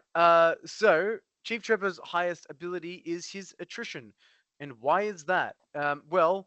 He's got a really sharp stick. Okay, moving on. No, I'm joking. All right. I mean, that's basically what it is, though, right? Like he does have a really sharp stick. I think, and here's a hot take. Maybe it's not so hot. I think he's the least played primary in the game. Oh, I think you can look on Longshanks, can't you? I'm not right now because I'm sharing my screen. And if I look on Longshanks, it'll stop But sharing. you my could, screen. right? Well, I certainly could. Yeah. Do you? Okay. From your experience, have you ever played into Chief Chopper? once. I never have. No, twice. I Okay. played into him twice. Look, I think he's an interesting character. Like his attrition is high there, but it's high for weird reasons. maybe it's high for reasons that it shouldn't be. Like the main issue with him is he caps out at not a lot of damage, right? Like it's like 9 damage is where he caps out, and that's kind of the thing that he struggles with. Where he is good though is that he's got access to a lot of dice. Like it's not hard for him to have 10 dice, right? Because he's got impact 2, and he's got an easy access to a focus and easy access to expose, right? Yeah. So you can you can kind of like move up on somebody, go, all right, well, I focus, you get exposed, and I roll 10 dice into you with a very good scaling offensive expertise tree, and I do 9 damage. And that's the problem, right? Like he's pretty good at getting that 9 damage. Like if you've got 2 force to spare, he's pretty good at getting that 9 damage. The issue is he's only ever going to get that 9 damage. So yeah, like his attrition maybe is kind of like a little bit artificially high, but it's because he's got 10 dice and a very easy access to a self-expose ability, right? Like he can just expose somebody almost on demand. So he's like, if there's somebody with 9 health or less, and I guess you could go, well, if I've got 2 force, I'd probably just prefer Anakin. Maybe. But if you need to advance and dash, and then you want to do 9 damage to somebody, Chirpa's your boy, I reckon. Yeah. Okay, so just some Longshanks stats. I did look it up. All right, so you've got the fact that Chief Chirpa has the lowest win rate of any primary at 34%. He's only got 238 played games, and I mean, I'm not counting Leia and Thrawn, who just came out, but there's only, I think, Does he have more or less than Hera? He's got more than Hera by... More or less than Kanan? He's got less than Kanan. Wow, that's crazy. He's got more than Hondo. And he's got more than... I swear it wasn't us. Please don't come after us, Dizzard. And he's got more than General Solo, but only by like 30. Yeah, I mean, yeah. He's been out for a lot longer than all, like... Yeah, look, give the all game... of them give the game 2 months, and he'll have less than all of the others. Yeah. Maybe I think... Hondo.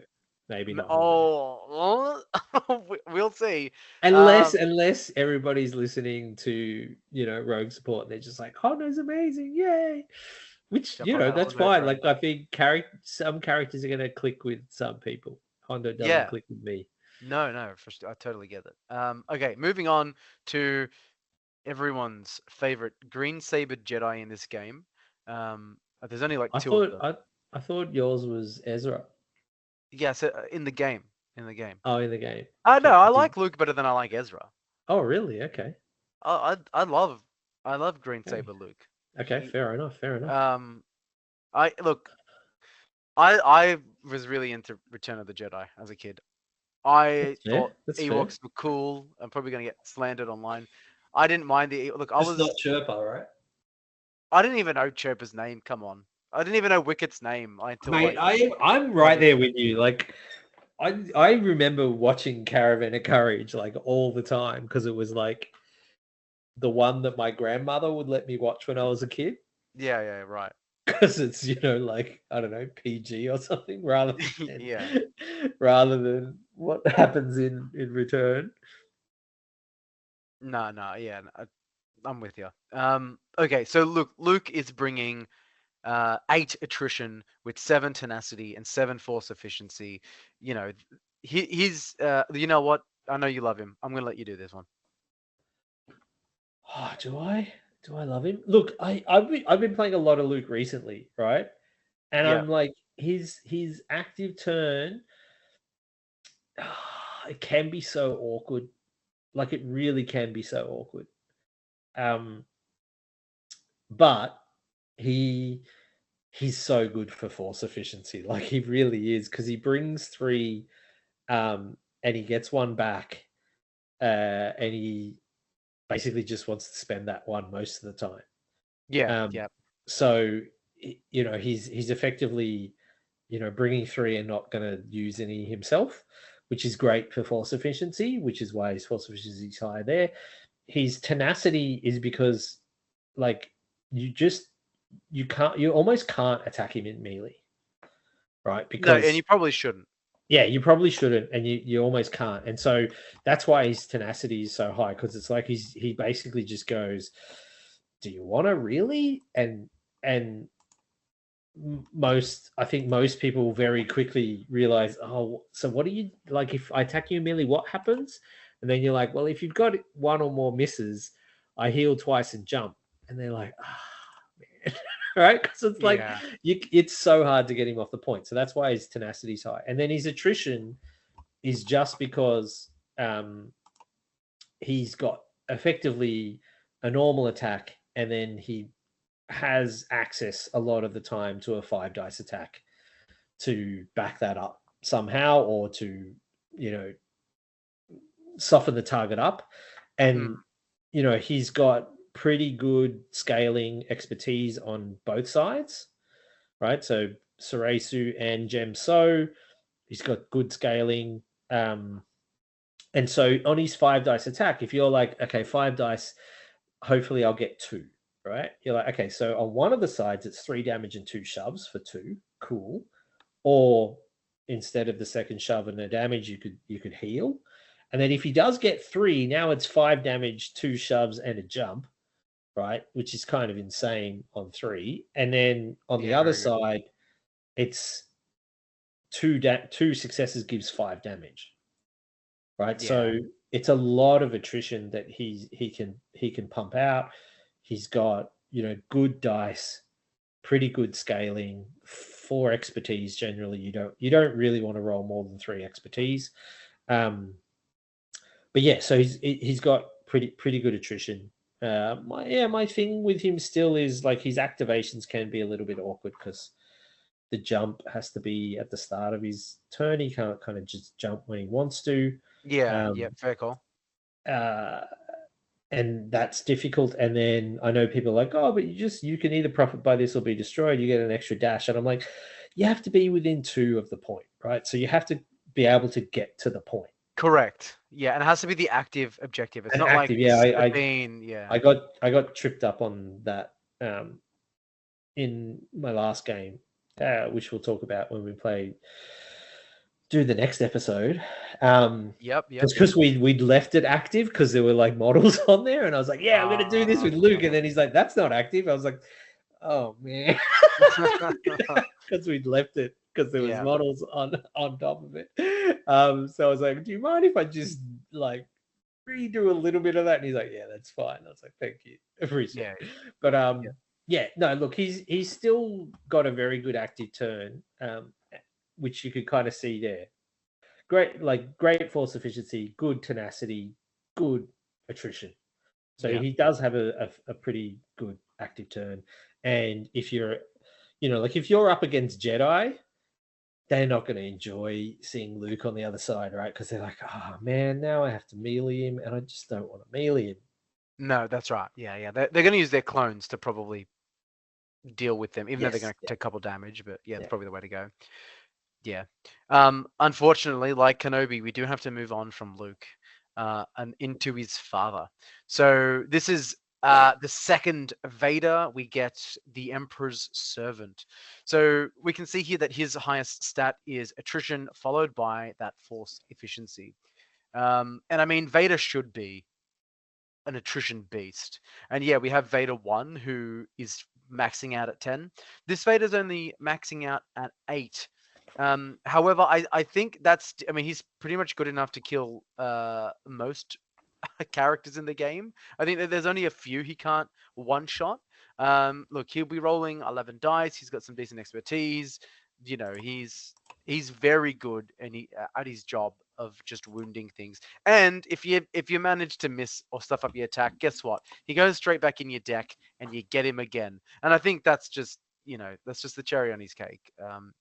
Yeah, we didn't really put that anywhere, but it's like, it is an important part. But I'm not sure where you put that, like under any of the aspects. Like, I don't know where to put. Yeah, you tell us. You tell us. Yeah, if you tell us where he should go. I think the key things that are different between Beta 1 and Beta 2 is, and so he's got a little bit more tenacity, and the reason why he's got more tenacity is that his tactic ability, right? Because he gets to heal either a condition or 2 damage at the start of his activation, and that you might go, it actually makes a big difference, right? Like that, like it does. It's only 1 more tenacity than Beta 1 version, but it does actually make, when you play him, it does make a noticeable difference in that you're like, oh, cool, like you can't pin him. Oh, cool, you can't, strain him or whatever. Like he's got that ability to decide which of the conditions he wants to get rid of. So that's quite good. And then his control is quite good, because when he does end up wounding, like his control is slightly better, because not only does he have the shoves himself, like he's got good shoves himself, and with pin, like his control should probably be like 1 higher. But again, I'm not going to argue with myself. It's probably could be 5, because he's got the shoves, and he's got 2 shoves and a pin on 3. That's great. That's really good. Right, and then when he does wound, yes, well, I guess, and then when he does wound somebody, he can move another Galactic Empire character. So, his control probably should be a little bit higher. His attrition's less because he's not doing much. He's not doing anything for the team, unlike Beta 1. True. Yeah. I obviously completely agree. I think he's such a fun character to play as well, and I hated the cape at first, but I've definitely come around on that Marilyn Monroe cape. I reckon it's like I was saying in the Rogue Support Discord. It's like beer goggles or something. It's like I don't know. Go on. No, because it's like when you see a picture of it, you're like, that looks awful. But then when you see it in real life, you're kind of like, it's not too bad. Like it's okay, right? Yeah. The beer goggles, love it. All right. We then move on to his daughter, Leia Organa, freedom fighter. And here we've obviously got her biggest stat being mobility. And that's coming from her tactic ability to give a rebel a full advance. And then she's also got her defensive maneuver, and she's got a reposition pretty early on in her expertise, in fact, as well as one in her tree. So you can really get her across the board if you are, hitting all the right dice. But yeah, that tactic ability to pick any rebel and just send them for a full advance can really come in clutch. It can. And the other thing that she's got, and I think we mentioned this when we reviewed her boxes, like you said, she's got repositions on the tree and in her expertise as well. So she's got lots of opportunities to reposition. And the other thing is that explosive charge can actually be used. It's choose an objective, right? So it doesn't have to be active. So you can, if you had, like, say she was like the end of your shuffle and the struggle had just switched to the next struggle, and you're like, I've got 2 force and I've got 3 units on this objective. You just go, I'm going to throw an explosive charge on there. All 3 of them get to dash towards an objective that is actually meaningful, rather than this one that's dead for this struggle. Yeah, fair call. Right.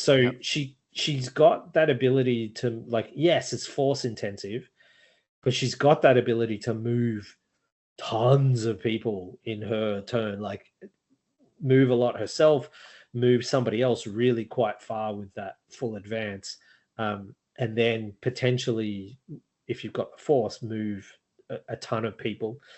So yeah, definitely, I think her mobility is fair, there, and most of the time, in terms of a force efficiency, you're probably not using explosive charge, so No. that's why we've sort of not counted it massively for her.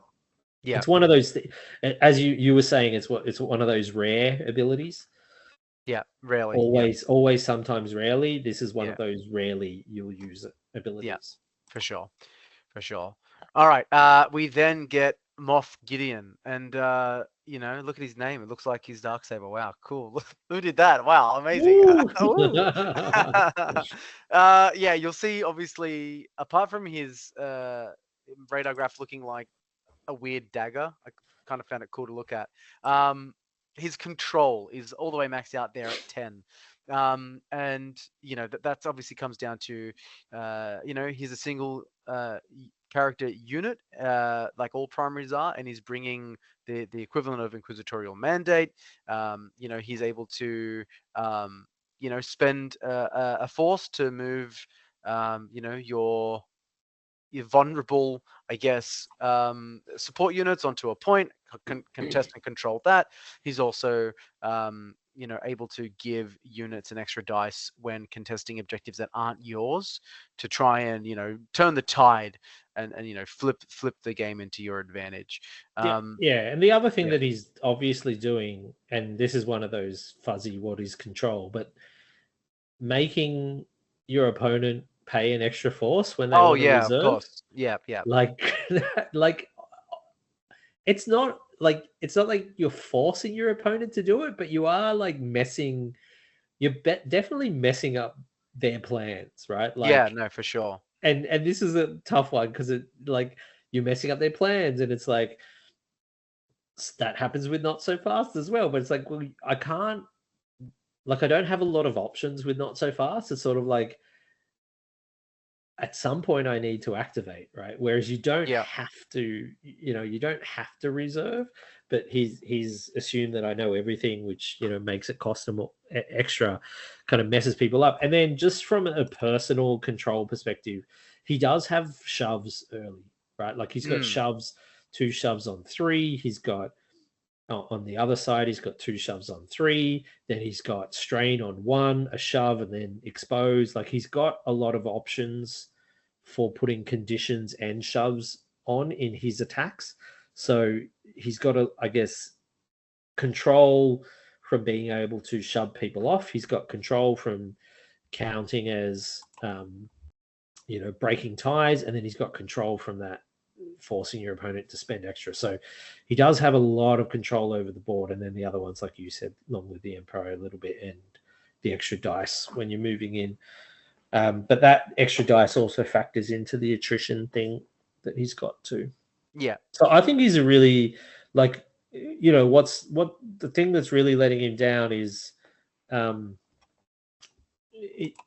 it's really that his tenacity is low, right? So yeah. The only thing really that he's got going for him from a tenacity perspective is that he does have pretty decent, like he's got okay-ish health. At least it's not 9. He's got decent numbers of dice that he rolls. He's got pretty good scaling. If you can get to 3 expertise, he's got pretty good scaling. And if you do happen to get 4, you can get a reposition. So the main difficulty is he can be played around, right? Like he can obviously be played around. Like you're like, oh, which one are you rolling more on? Okay, well, I'm going to do the other attack. Yeah. But that's otherwise, true. I think like he's a monster. He's a bit of a monster of a character. Like we didn't even talk about the force efficiency, right? Because a lot of the time he's bringing 3 and spends 0. Yeah, that's actually very true. Yeah, he doesn't really need anything because he gives himself the dash at the beginning, and someone else, and then he can obviously do that long advance, which definitely gets him up into that midline. And all he wants to do is just contest it. He doesn't. Most of the time, he doesn't need to get anyone else off. It's nice, it's a bonus, but he can just contest it and win. Yeah, very cool, very cool. All right, next character we have is Hondo, your favorite honest businessman. And he's bringing 7 mobility because he gets to dash anybody, I suppose. But I mean, I'll let you talk through him because I know you love him so much. Look, okay, yeah, look. So I think the best thing on his card, and look, I don't know if everybody will agree. I think the best thing on his card is inspiring stories, so many of them true, which is he can pick any allied unit. Wait, just stop. I'm gonna need you to do that again, but in his accent. No, I can't. I refuse to do it. I refuse to do it. Well, you asked me this before when we did Hondo, and I refused. So inspiring stories, so many of them true. 1 force, but each character in the chosen unit may dash, and then, and he also gets a dash. So that's a lot of movement, and it's not restricted. So, I think if you go and listen to, I don't know which episode it was because they're smashing out the episodes now, but Rogue Sport did an episode where they're talking about the Premier list that they had developed, Dizzard and Accuser had developed using Hondo, and it's playing into Scoundrel, right? So it's more playing into Scoundrel than it is any other tag. So that you've got people from Empire, you've got like people from all over the place, or units from all over the place playing together. And this Hondo ability where he can just pick any allied unit. It's not Galactic Republic. It's not Rebel Alliance. It's not Empire. Like this is kind of the best thing on him. He also does have that when somebody else gets wounded, then he can do a reposition. But so that also factors into it a little bit. But that's kind of like, I feel like it's kind of all you take him for. Like I know his control and attrition are okay. And largely what that comes down to is he's got 2 shoves on 2, which is on Pugnacious Pirate. That's the main thing. He's got 2 shoves on 2, and then he can pin on the 3rd one. I know, like his attrition is 6 there. I think that plays into because of his identity, in that if you're playing around his identity, and again, that's the list that the Rogue Sport guys were doing, is kind of playing around that identity. You do get extra dice, and the main thing, I don't think his personal attrition is fantastic. At least in my experience, he's fluffed almost every roll that I've tried to make with him. But what he does do is that identity allows characters that are, in my opinion, pretty terrible to actually become okay, right? Like true units like Grief Karga, who you're like 5 dice. What the hell is this crap? Like I'm not doing shit with 5 dice, and you're not. But you add an extra 2, and now you may actually do something decent on that attack, right? True, yeah. I think the problem for me is, and this is something that those guys on Rogue Sport have said, it never happens. The whole, you then give all your friendly people within 2 strain. They're like, I've never done that. I was like, I don't know how you've never done that. Like, I think that's going to happen a decent chunk of the time. No, you just shove the people off. I'm like, I don't know if you always can, right? Like the angle that you're attacking from. Oh, you might fail They may be backstopped. You may not physically be able to shove, and then you just roll shit sometimes. Yeah. Like all these things can play into. I just don't want to put strain on my own units, right? Like I hate getting strained. Yeah, I don't want to put it on my own units. So no. Like his attrition score is high because it like if you're playing into the Scoundrels, it does give a lot of extra dice to a lot of your friendly players. If you're willing to risk putting strain on, that doesn't click with me. Obviously, it clicks with some people. They're like, it's fine. doesn't work for me. Yeah, no, I think I'm with you there. I would rather not have strain. Cool. All right. That's certainly enough time on Hondo. We're moving on to Clone Sergeant Hunter, whose graph looks very similar to what's his name? General Grievous, in fact. So his highest stat is mobility and attrition. So that attrition stat is coming from his identity, where he's able to obviously give extra successes based on failures to other clone units in his squad. So turning failures into successes. So if you don't get any failures, you don't get any successes, but it just makes clones so much more consistent. And if they're a bad batch, you can choose whether you're getting an extra success or an extra expertise. And for the bad batch, that actually makes a huge difference in terms of, are you getting repositions from your expertise? Are you getting an extra damage from the expertise? If you just need a damage, you can kind of guarantee you get it. So yeah, they're definitely getting a lot out of clones in general, getting a lot out of Hunter's attrition there. And as well as his mobility comes from his own mobility. He's got a lot of movement in his stance card. So, from his expertise on either side of his card, whether you're shooting or meleeing, you need to look at the right stance, but you can get dashes, you can get repositions, and then even on the tree, the combat tree itself, you can get, repositions. So he's quite mobile. On top of that, his tactic ability allows a friendly clone trooper to dash, and if they are bad batch, they get a full advance, which is quite long on a unit like Rekka and Omega. You can probably contest the midline from the beginning of Struggle 1, and then you've also got his ability to chase a primary around a board. When they activate, he gets to move. Sorry, when they do a move action, he gets to move toward them. So yeah, quite a mobile unit there, Hunter. Anything to add there, Mando too? Just on the attrition, obviously he does have the 5 dice attack, the additional 5 dice attack that he Of course, personally yeah. can My make bad. himself. Yep. But yeah, obviously his identity is adding to the attrition for all Galactic Republic. Oh, well, sorry, all clone troopers, and then particularly Bad Batch. So yeah, like I think he's a great primary, and it's good that there's I know we're all aboard the Mason Obi train, but I think it's good that they're branching out into other ways to play Galactic Republic. Yes, for sure. Yeah, so I think he's potentially at the moment his strongest pairing is still with Obi, because now you're getting attrition and you're getting tenacity. But yeah, I think he's a great unit. Love him. Honestly, he is very good. Okay, so we're looking at now our next character, who is the Mandalorian.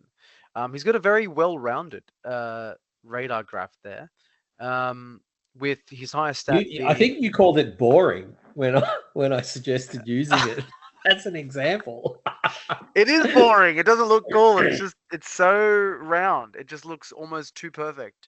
And so yeah, his highest stat there is in control with the 7, and then he kind of 666 and then 44. So there's a lot that I think this kind of rounds out.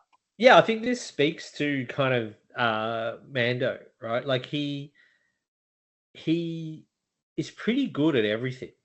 Yeah, for sure. Right? So like that's why his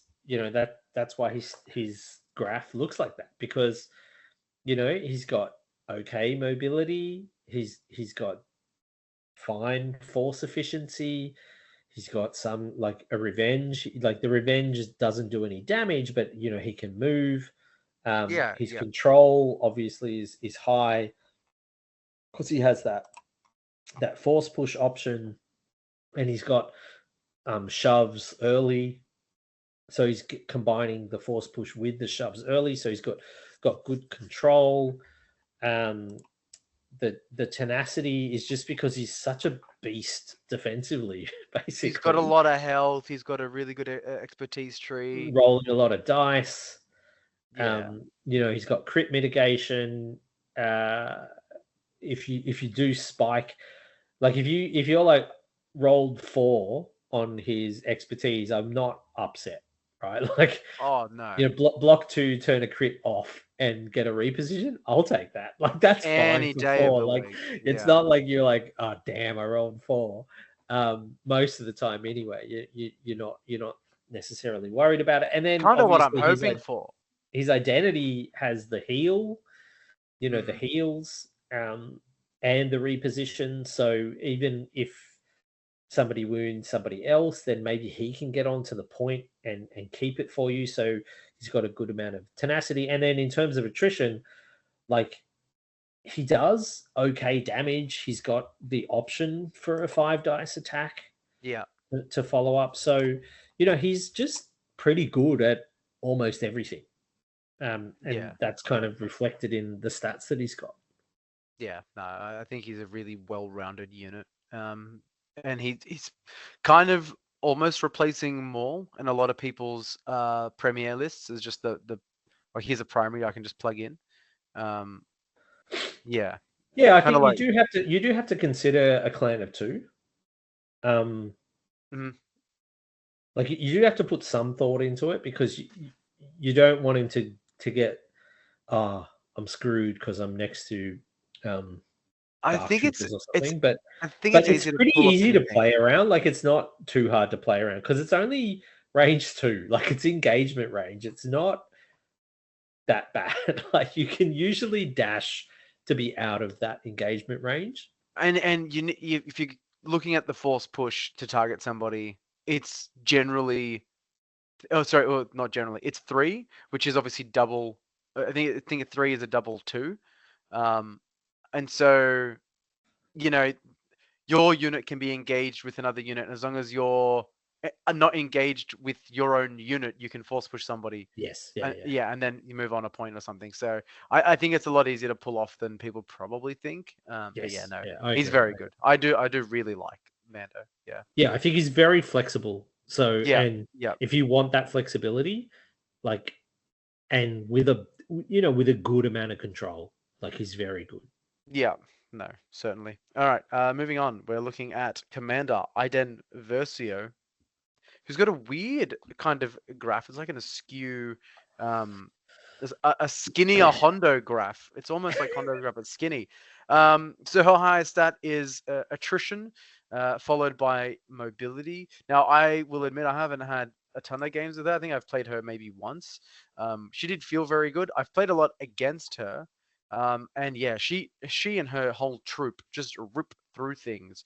The ISF.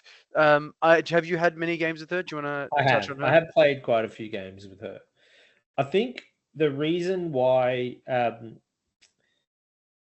so if we look at mobility, control, and attrition. Okay, so Mm-hmm. mobility is because she gets a tactics dash for all Galactic Empire scouts within 4 that aren't engaged, Yeah. right? And then she gets to dash. So out of the box, she's getting a dash herself from her tactics, and then she's got the ability to dash with an ability. So she's getting 2 dashes potentially, which is huge, right? Like, that's a lot of Oh, that's great. Yeah. yeah, it's a lot of mobility. She does have some repositions and dashes on her tree. They're on 4, so they're not actually that hard to get to be honest, with the amount of dice she rolls, because she's usually rolling like 9 or 10 dice.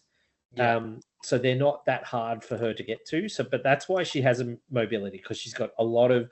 She gives out mobility. She personally has a lot of mobility as well. The control comes down to. She does have 2 shoves on 3 and 4, and then she's got a 3rd shove at the end of her tree. And you're like, normally on a character, if you're like 3 or 4, that's garbage. Like, 3 is good, but 3 and 4 is not good from a control perspective. No, yeah. But again, for her, it's not like she can't get there if she needs to. Like, she rolls a lot of dice, and we'll talk about attrition in a second. So she rolls a lot of dice, so she's not that unlikely to get there. But the main reason why she has a lot of control is her identity. right? Which is whenever any Galactic Empire wounds an enemy unit, then you choose another enemy unit within 4, either give them strain or disarm, and then the allied character that did the wound can heal and dash. That's huge, right? Very Like good. it's like for her squad, it is so good, right? Like so she may not have a ton of control of the board herself, but that ability to hand that out to everybody on her strike team that's Galactic Empire is so strong, right? Like it's very good. So that's why she gets a good amount of control. Now, in terms of attrition, why she's doing that is because she's got there's a few things. She has inbuilt expose, right? So her ID10 Seeker droid can pick an enemy unit within 3. The chosen unit removes all its hunkers. If there were no hunkers removed, it removes. It gets exposed, right? So she's got a built-in expose. That's always amazing. But then, as part of her dash, she also has a built-in focus, and she gets sharpshooter 1. So she's got not only built-in focus, built-in expose, but she also then gets sharpshooter 1. So she's getting 2 extra dice from that focus. And so then she's like 9 dice or 10 dice with very good scaling expertise that turns off blocks. Like her personal attrition is pretty crazy, right? Like the other thing, And that's without Gideon Hask. yeah, that's without Gideon Hask, right? Like, yeah, this is not a Gideon Hask attrition thing. It's her. The other thing that I find is like sometimes people like her tenacity is low, and I agree because she's got bugger all health, and her on the full auto stance, she's got not like that 4 in melee is rough. But I think most of the time, unless you need to do the shoves, you stick to burst fire because burst fire. And look, sometimes you do want to do the shoves. Like if you're up against the Kanan list, you may want to do the shoves. Yeah. But burst fire is kind of crazy because initially you look at burst fire and you go 1, 2, 3, 4, 5, 6, 7, 8, 9. Oh, I can only do 9 damage. That sucks. And then you look and you're like, that 9 damage path has 2 pins on it. That's so right. it's Yeah. So actually 10. It's actually 10 damage. It's 10 damage on 5 successes. That's kind of nuts when she's rolling 9 dice with very good scaling expertise. Yeah. Yeah. So her personal like attrition is kind of nuts with the built-in focus, built-in expose, lots of dice, good maximum damage. So yeah, she's definitely, I think, one of the best. If you're like one of the best Empire primaries that are out there. Yeah, no doubt. No doubt. All right, moving on. We're going to look now at General Solo. He caps out at 7 mobility there, and then everything else is below that. His mobility obviously comes from his tactic ability, but it's kind of conditional, and I think the more conditional something is, obviously, the less value we place on it. Have you played a game with him yet, Red Mando 2? I haven't. One, because I Yeah. haven't painted him. Okay, yeah. I find like I look at General Solo. I did actually ask in Space Slugs, does Princess Leia leave space for General Solo? And it was interesting because some people had the opinion nah, and I know Richmond has this opinion. Princess Leia just completely replaces General Solo, like just puts it in the bin and says, "See ya." Don't like. Yeah. Bye. Wouldn't want to be ya. Yeah. Yeah, exactly. So I don't know because I haven't played him enough. I know the Harp Daddy from Space Slugs has a different opinion. So he actually feels that Princess Leia displaces, which we haven't got to. Princess Leia displaces Endor Leia. I don't. So I played against Solo, and I was just like, he's kind of bad. Like, I don't know. Like, I played against him, and it was like, I didn't even try, and his revenge attack didn't go off once. Unfortunately, I do think he's going to be left by the wayside by Charming to the last layer. I think she just does everything he does, but better. So what I will say is that, like, he hands out a lot of conditions. His stance card is quite nice. Yeah, like he hands out a lot of conditions in that, on 2 he can do pin, shove, strain. That's all right on 2. That's very good. It's only 1 damage. So that's why his attrition is so low, right? Like, low, yeah. He just can't do a ton of damage. I guess the tenacity score, maybe we need to consider, let's keep a little optimism here, which doesn't help you keep control of the points. Like, so his control comes from, he does have good conditions.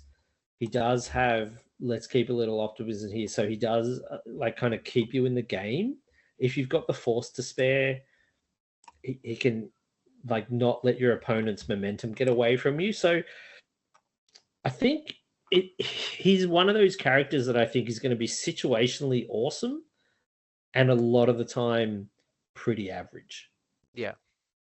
Like, there are going to be times where you just go, oh man, let's keep a little optimism here. It saved my butt. It like kind of like Han Solo in the movies, right? Like, situationally awesome, sometimes pretty average. Like, yeah. Fair call. There you go. It's really meta. I don't know. What are your thoughts on him? I'm gonna upset the Harp Daddy. He's gonna. I'm not a very big fan. It sucks to say. I think he's great for people who really, really love the OG, but I don't see myself ever. I don't think I'm ever going to play him, to be honest. Maybe fun kitchen table games, stuff like that, but competitively, I don't see myself taking him. Particularly, it's interesting because you look at his stats there, and you're like, none of his stats are terrible. No, they're not terrible. None of them are terrible, but I think, and maybe it's the clicking with a person thing. And to me, possibly the thing that doesn't click with me is, like, I kind of want somebody that can do a little bit of damage on their turn. Okay. And I don't feel like he's in the best place to do that, because I think most of the time you want to keep him in Smug Scoundrel, and you look and you're like, okay, what damage does 3 successes give me in Smug Scoundrel? You're like 2, 1, and 1. And I'm like, I don't know if that does it for me. Like, like I just, I'm not like, like, I'm not like I'm an attrition monster. I just play Vader 1 every time because I just want to kill. Like, that's not me. Like, I don't think that's the kind of player that I am.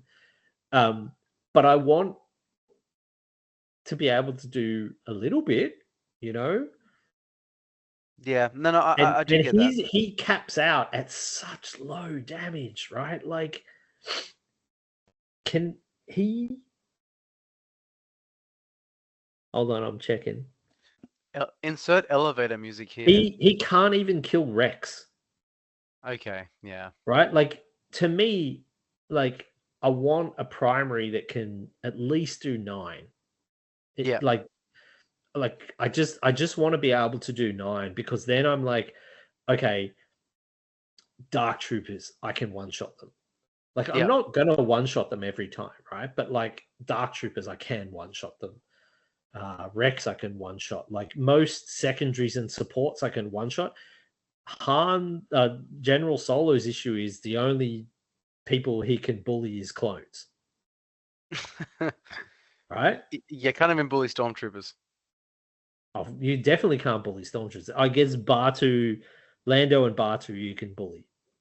Yeah. If you can shoot them. if you can shoot them. Yeah, that's right. If they're shootable. Yeah, good point. So to me, it's like, oh man, I just feel like he's just missing that little bit of damage that I want to be able to have the spike potential in a primary.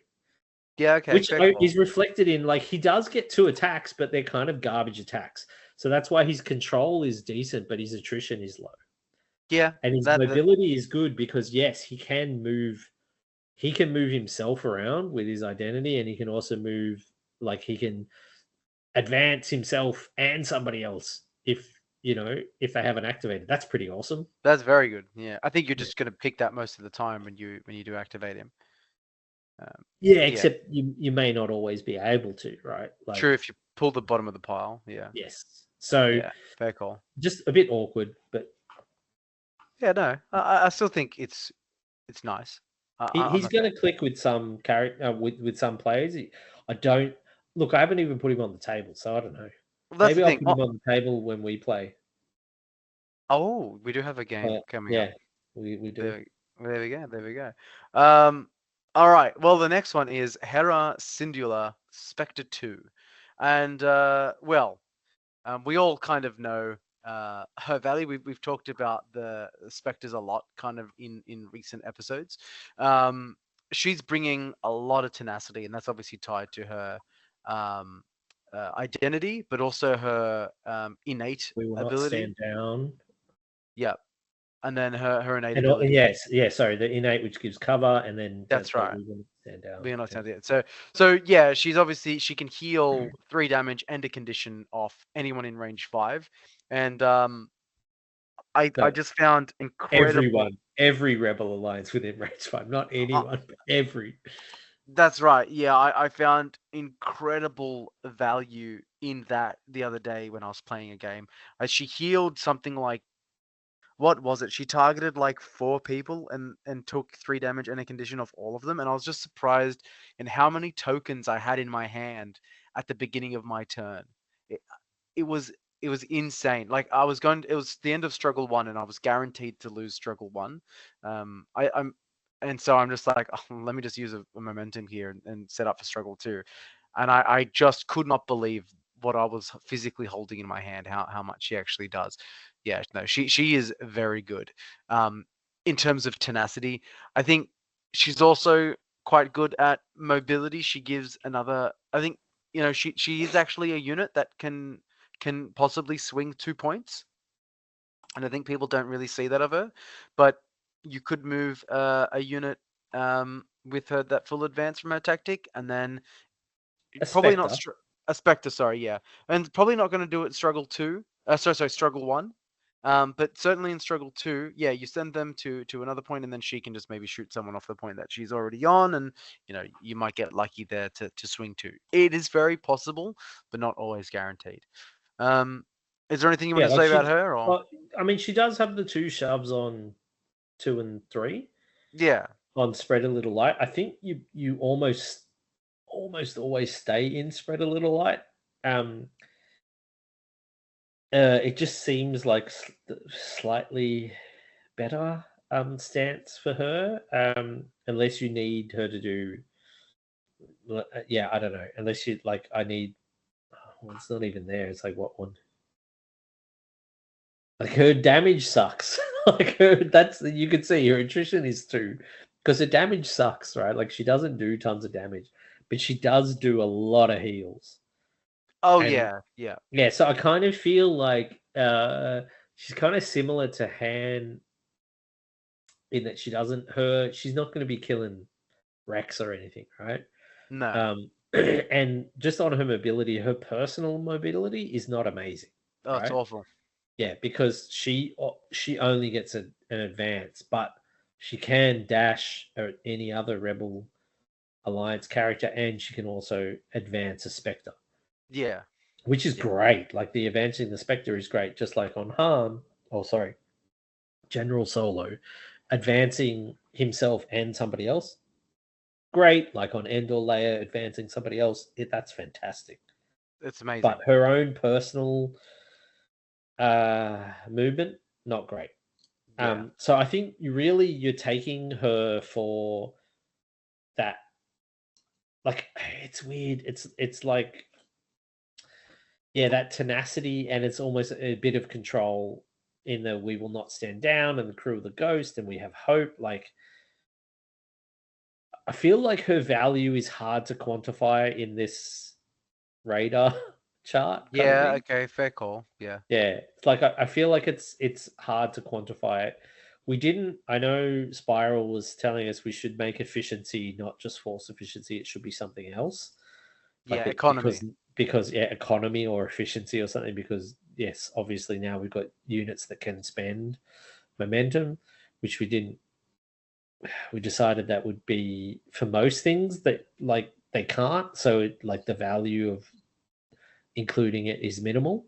Yes. Um, But yeah, I think she's a weird character. I haven't played her yet, but she's a Oh. weird character where I feel like her strength is not represented on this chart necessarily. No, it's not immediately obvious. Yeah. Yes. You kind of have to play it and see. Yeah. It's on paper it doesn't look like it, but yeah, once you put her on the board, it's like, oh wow, actually, yeah, she I can think be she's very going to good. be a more finesse character, Yeah. but in the I'll, right hands, she's going to be like, "Whoa, what did she do now?" Like yeah, I was actually healing 12 damage, and like 3 or 4 conditions. You're just like, oh man, I like your characters are basically ready to go now yeah, again. Whereas yeah, before they were close to being wounded or whatever. yeah, yeah. No, certainly. Okay. Moving on to the man of the hour, Kanan Jarrus, and you can see just how much of that radar chart he consumes. Yeah. It's Is he best yeah. primary? Is he best primary? Like Easy best primary, like like Garrett's best? yeah, my master would tell you maybe. Actually, no, I was talking to the other day. I think he certainly changed his opinion on that. What So does he say now? he says it's more balanced. He said he's not as weighted too heavily in his favor as he once had thought. Yeah, I agree. I agree. Yeah. But I mean, you can see here he's got 9 for revenge, and he certainly has the best revenge attack in the game. Well, He's yeah. all, So what we will say there, though, is you have to build into that revenge of ability. course, of course. You can't just drop Kanan in any list and go, he's got the best revenge ability. No, you build into it, and he has by far the best revenge ability. And I think Uh, you can build into it quite easily. Yeah, he's also got deflect, which certainly helps. That's true. Yeah, it does help. And it's like also because his revenge ability works on himself. It's kind Yeah, of nuts that it it's works on nuts. himself. That's right. You kill me, well, guess what? I'm just gonna shoot you back Yeah, anyway. whatever. I don't care. Like it was Yeah, literally, I played. I mean, I'm gonna double up on the next episode, but I played last Thursday, and it was like, what'd you do? You killed Kanan? Okay, cool. Kanan does this. It's like, it's great. Like I get another activation with Kanan when you that's kill right. him. Yeah, It's he's playing on like, your opponent's turn. It's not yeah, fair. yeah. So it Yeah, was, yeah. I think. Look, I think people know why Kanan's got his scores. I think we've talked about him enough. No, I think we should just quickly. Okay, so Tell me, tell me, tell me. the mobility is because he can dash himself and then dash himself again, Or dash somebody else and dash himself. or dash somebody else and then dash himself again. So that's like the utility of that is really high. Yeah, Like got you can go, reposition. do I need a dash? I don't. Okay, well now who else might need a dash? Oh, Luke could do with a dash. Cool, I'll dash Luke. Or you go, do I need a dash? Actually, I need 2. Or can I get Ezra onto a point? Okay, I can do Ezra, and then I get a dash. Like the mobility of the double dash is really good. Yeah, he also, if you dash Ezra in range of you, because you need Ezra close, and then Ezra one of can your jump. actions, yeah, you just move and put Ezra on a point, which is very good. His revenge, everybody knows how amazing the revenge is. In terms of control, like he's Force nuts. push. Right? He's got a bunch of shoves. Yeah. Yeah. I think another thing you didn't touch on in the mobility is he's got reposition in his expertise. Yes. Um, on 3 on the range. It's on range. 3. I know. And then he's got one as well in his at the end on 5 in his combat tree. So you can get 2 repositions out of him if No, you it's really on need. 4. It's not even on 5. It's on 4. Oh shit, it's on 4. Well, there you go. It's even... Like his mobility is nuts. Like honestly, it's nuts. The force efficiency, yes, he does have force push, but he doesn't like if you don't need force push and you won't always need it, he spends 0, Yeah, right? correct. Because he just dashes twice, then does his attack, And or if advances and does his attack. Like yeah, he doesn't spend any. and if you're on Soresu, you're playing the game wrong. No, I'm joking. But I'm you not here to can tell you what get to it do. for free, yeah. Yeah, but and you can get it for free, and you will get a force back if you do start his activation in Soresu, That's which is true. perhaps a That's consideration. But I think generally, if you're leaning into that, like if you're taking Kanan without Spectres, then you might not be in pack leader. You might true. stay That's true. in That's the true. other You side. might Yeah, stay in. Yeah, that's because true. if you're bringing him with rebels and you just want like a cool rebel squad With him. force push and you will get still the jump with other rebels, and that's maybe something with some Yeah, heals.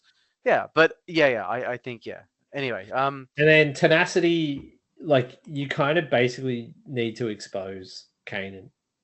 expose or pin him. Yeah, Yeah. Expose or pin, because otherwise he's just like, nah. yeah. I've got to, I come back on the point. yeah, I've got to dash on 1 in pack leader. He's just like, what is going on with that? That's right. Yeah. And then one thing that we need to talk about, and then his attrition, right? Like, I think the thing with his attrition is I have full treed with him a few times, and then he's doing 10 damage, right? And you're Yeah. like, I'm fine with 10 damage. Like, I'm 10 damage is very enough. happy with 10. 10 damage is enough, but you may not. But he still does 5 on 3, and he Yeah. does 7 on 4, right? So, like, his damage output scales pretty well. Yeah. His offensive expertise, particularly in pack leader on the ranged, is not so good. It's so good. Like 1 gives a crit and a hit, and 2 gives 2 crits, and 3 gives the 2 crits and a reposition. It's so good. The thing that I will say is just to consider his tenacity and his attrition. If you have the force with Callus, he's gonna go off chops. Through Like, the roof. yeah, Callus giving him up to, well, depending on whether you take End or Leia or not, giving him between 3 and 4 rerolls. That's So crazy. For I- one I'd like force, I'd like crazy. to highlight something as well there. Obviously, they've answered questions in the forums. You get your expertise on rerolls if you've been disarmed or exposed. And so Callus giving Kanan at minimum 3 rerolls. Let's say he has been exposed in defense and they're trying to stop him from doing the dash back Dash on. back. Well, okay, I'm going to roll and I'm just going to get it anyway and I'm going to come back on. Or I'm disarmed. Well, guess what? I'm going to get my expertise and some crits anyway with my rerolls. So yes, certainly something to consider there when bringing, if you're considering, oh, should I get Callus? Is he going to be worth it?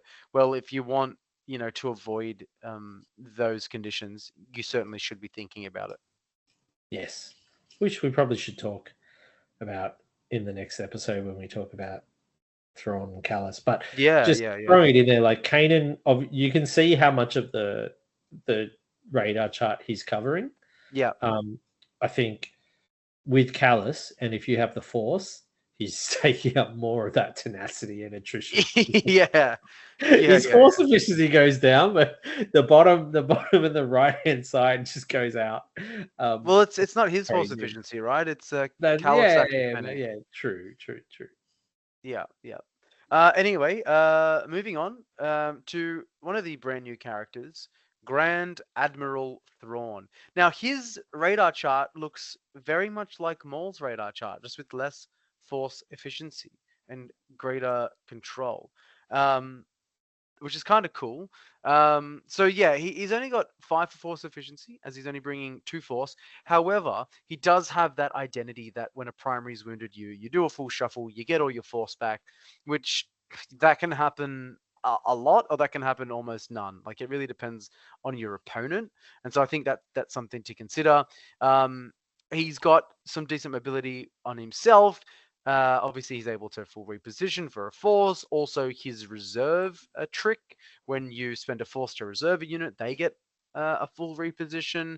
And then his strategy cards, I don't know what they're called. Are they called Tactics cards? His tactics cards all of them bring some ability to move. mobility. Yeah, it's they're pretty good. And so I think obviously mobility definitely very viable for Thrawn. He's very good at getting units around the board. And then control for the same kind of aspect. He does have those tactics cards that kind of manipulate the game Yeah, he's state got like under normal rules. effectively a force push kind of thing on That's right. one of those. Like it's very good. Yeah, and what's really interesting is you just pick an ally that's engaged and you get the force push. So the unit could be wounded. Yes. As Yeah. and they get a force push and they take 3 damage from it. It's like, okay, whatever, I'm wounded and I've just gotten rid of someone on a point. And then, now instead of being tied on the point, now I have it because, I had one alive unit, one dead unit. So yeah, no, very, very good. Very, very control heavy there with that. Was there anything you wanted to add there about Thrawn? I just like he's actually like pumps out the damage. Like if you get the 3 extra dice, like he can actually pump out good damage. Yeah, no, certainly agree. Yeah, he can be a bit of a monster. I like him. I'm keen to see him more on the table. I may be bringing him in our game because I think he's quite cool, and I want to get more games with him. Yeah. Interesting. Yeah. I'm gonna go Hunt and Moff Gideon because I feel like Moff Gideon screws Thrawn. You're gonna go Han Solo, Moff Gideon. Yeah. What an interesting combo. Yeah, I just feel like Moff Gideon. He's like all the time. He's like, I want to be able to use my free reserve, right? And Moff Gideon's like, okay, does. pay for it.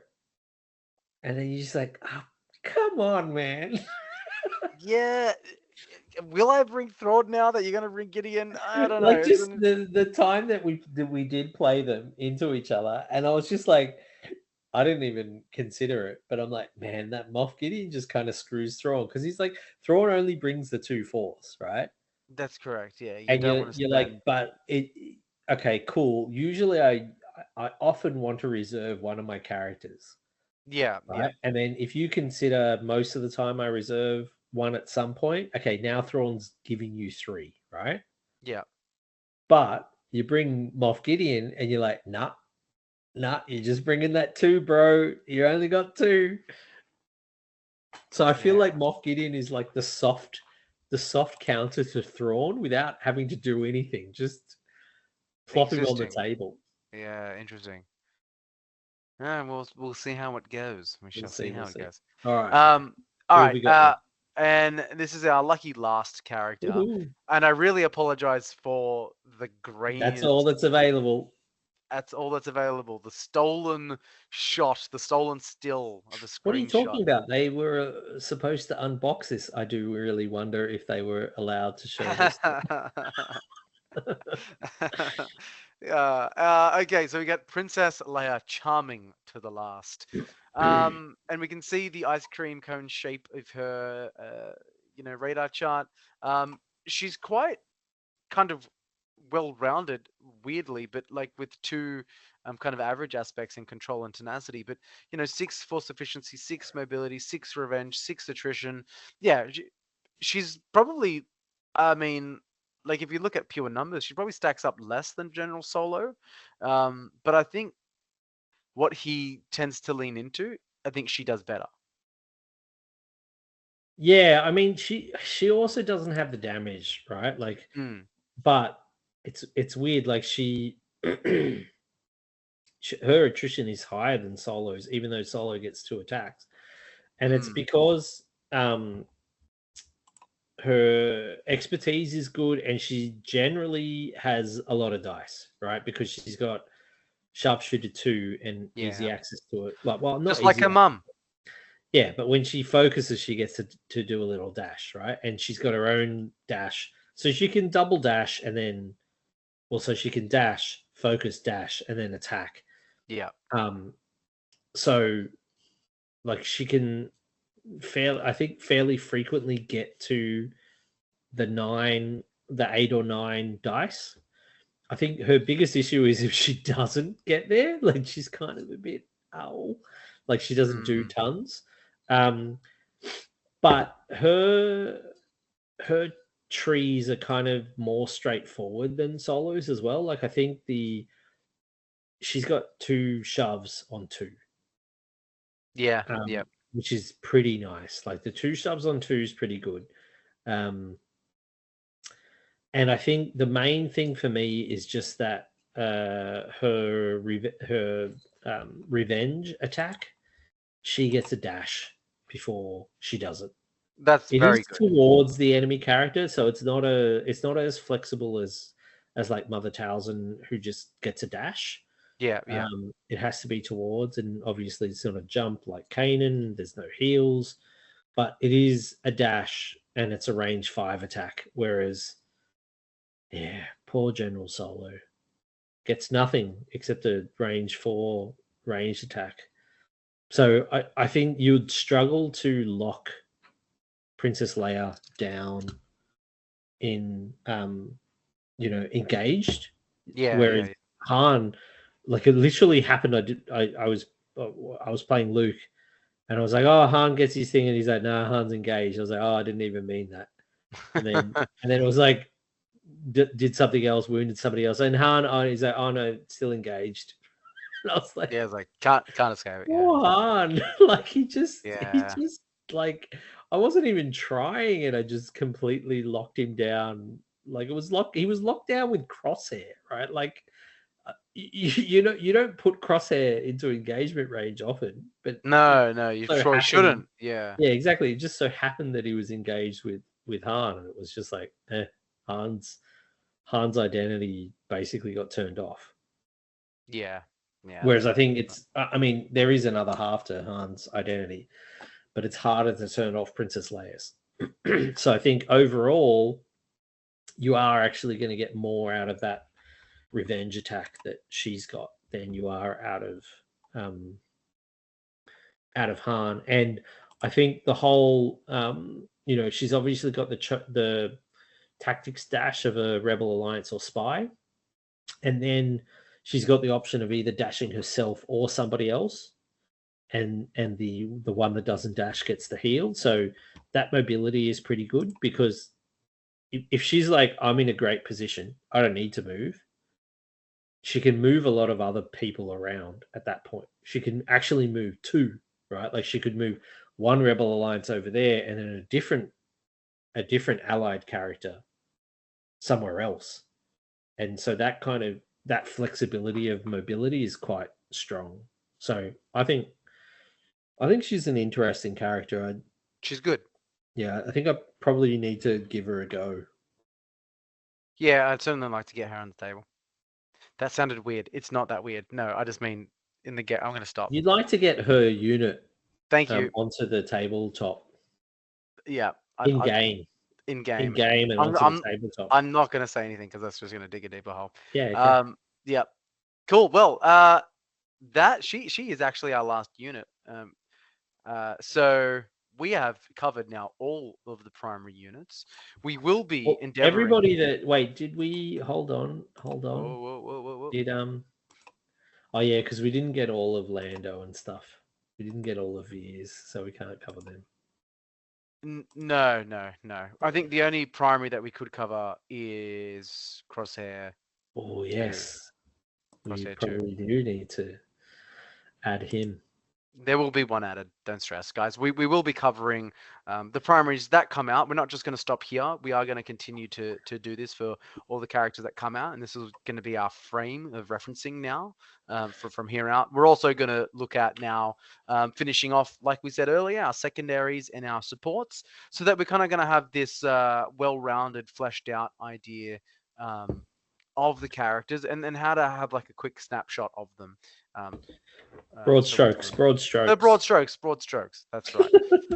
Yeah. So as each box gets released, we'll add to this, and we've got.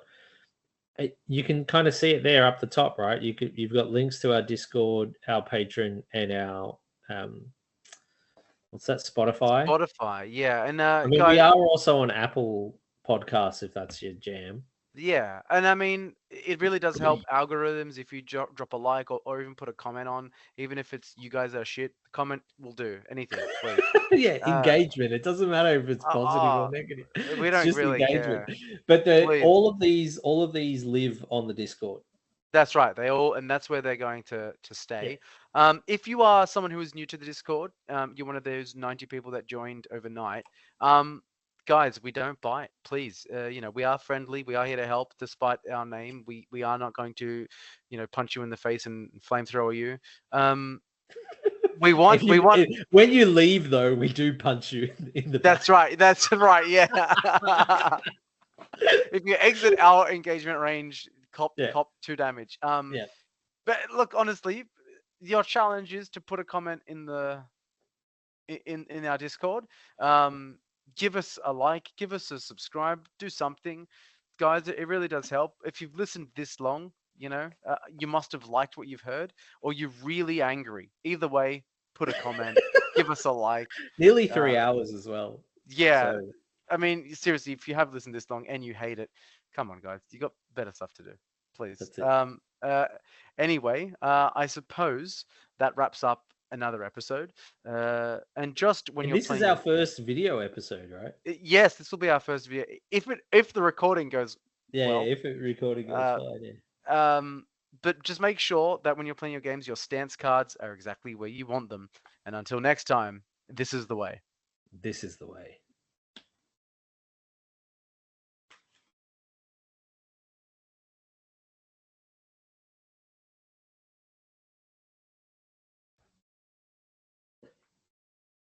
Man, I don't know how big that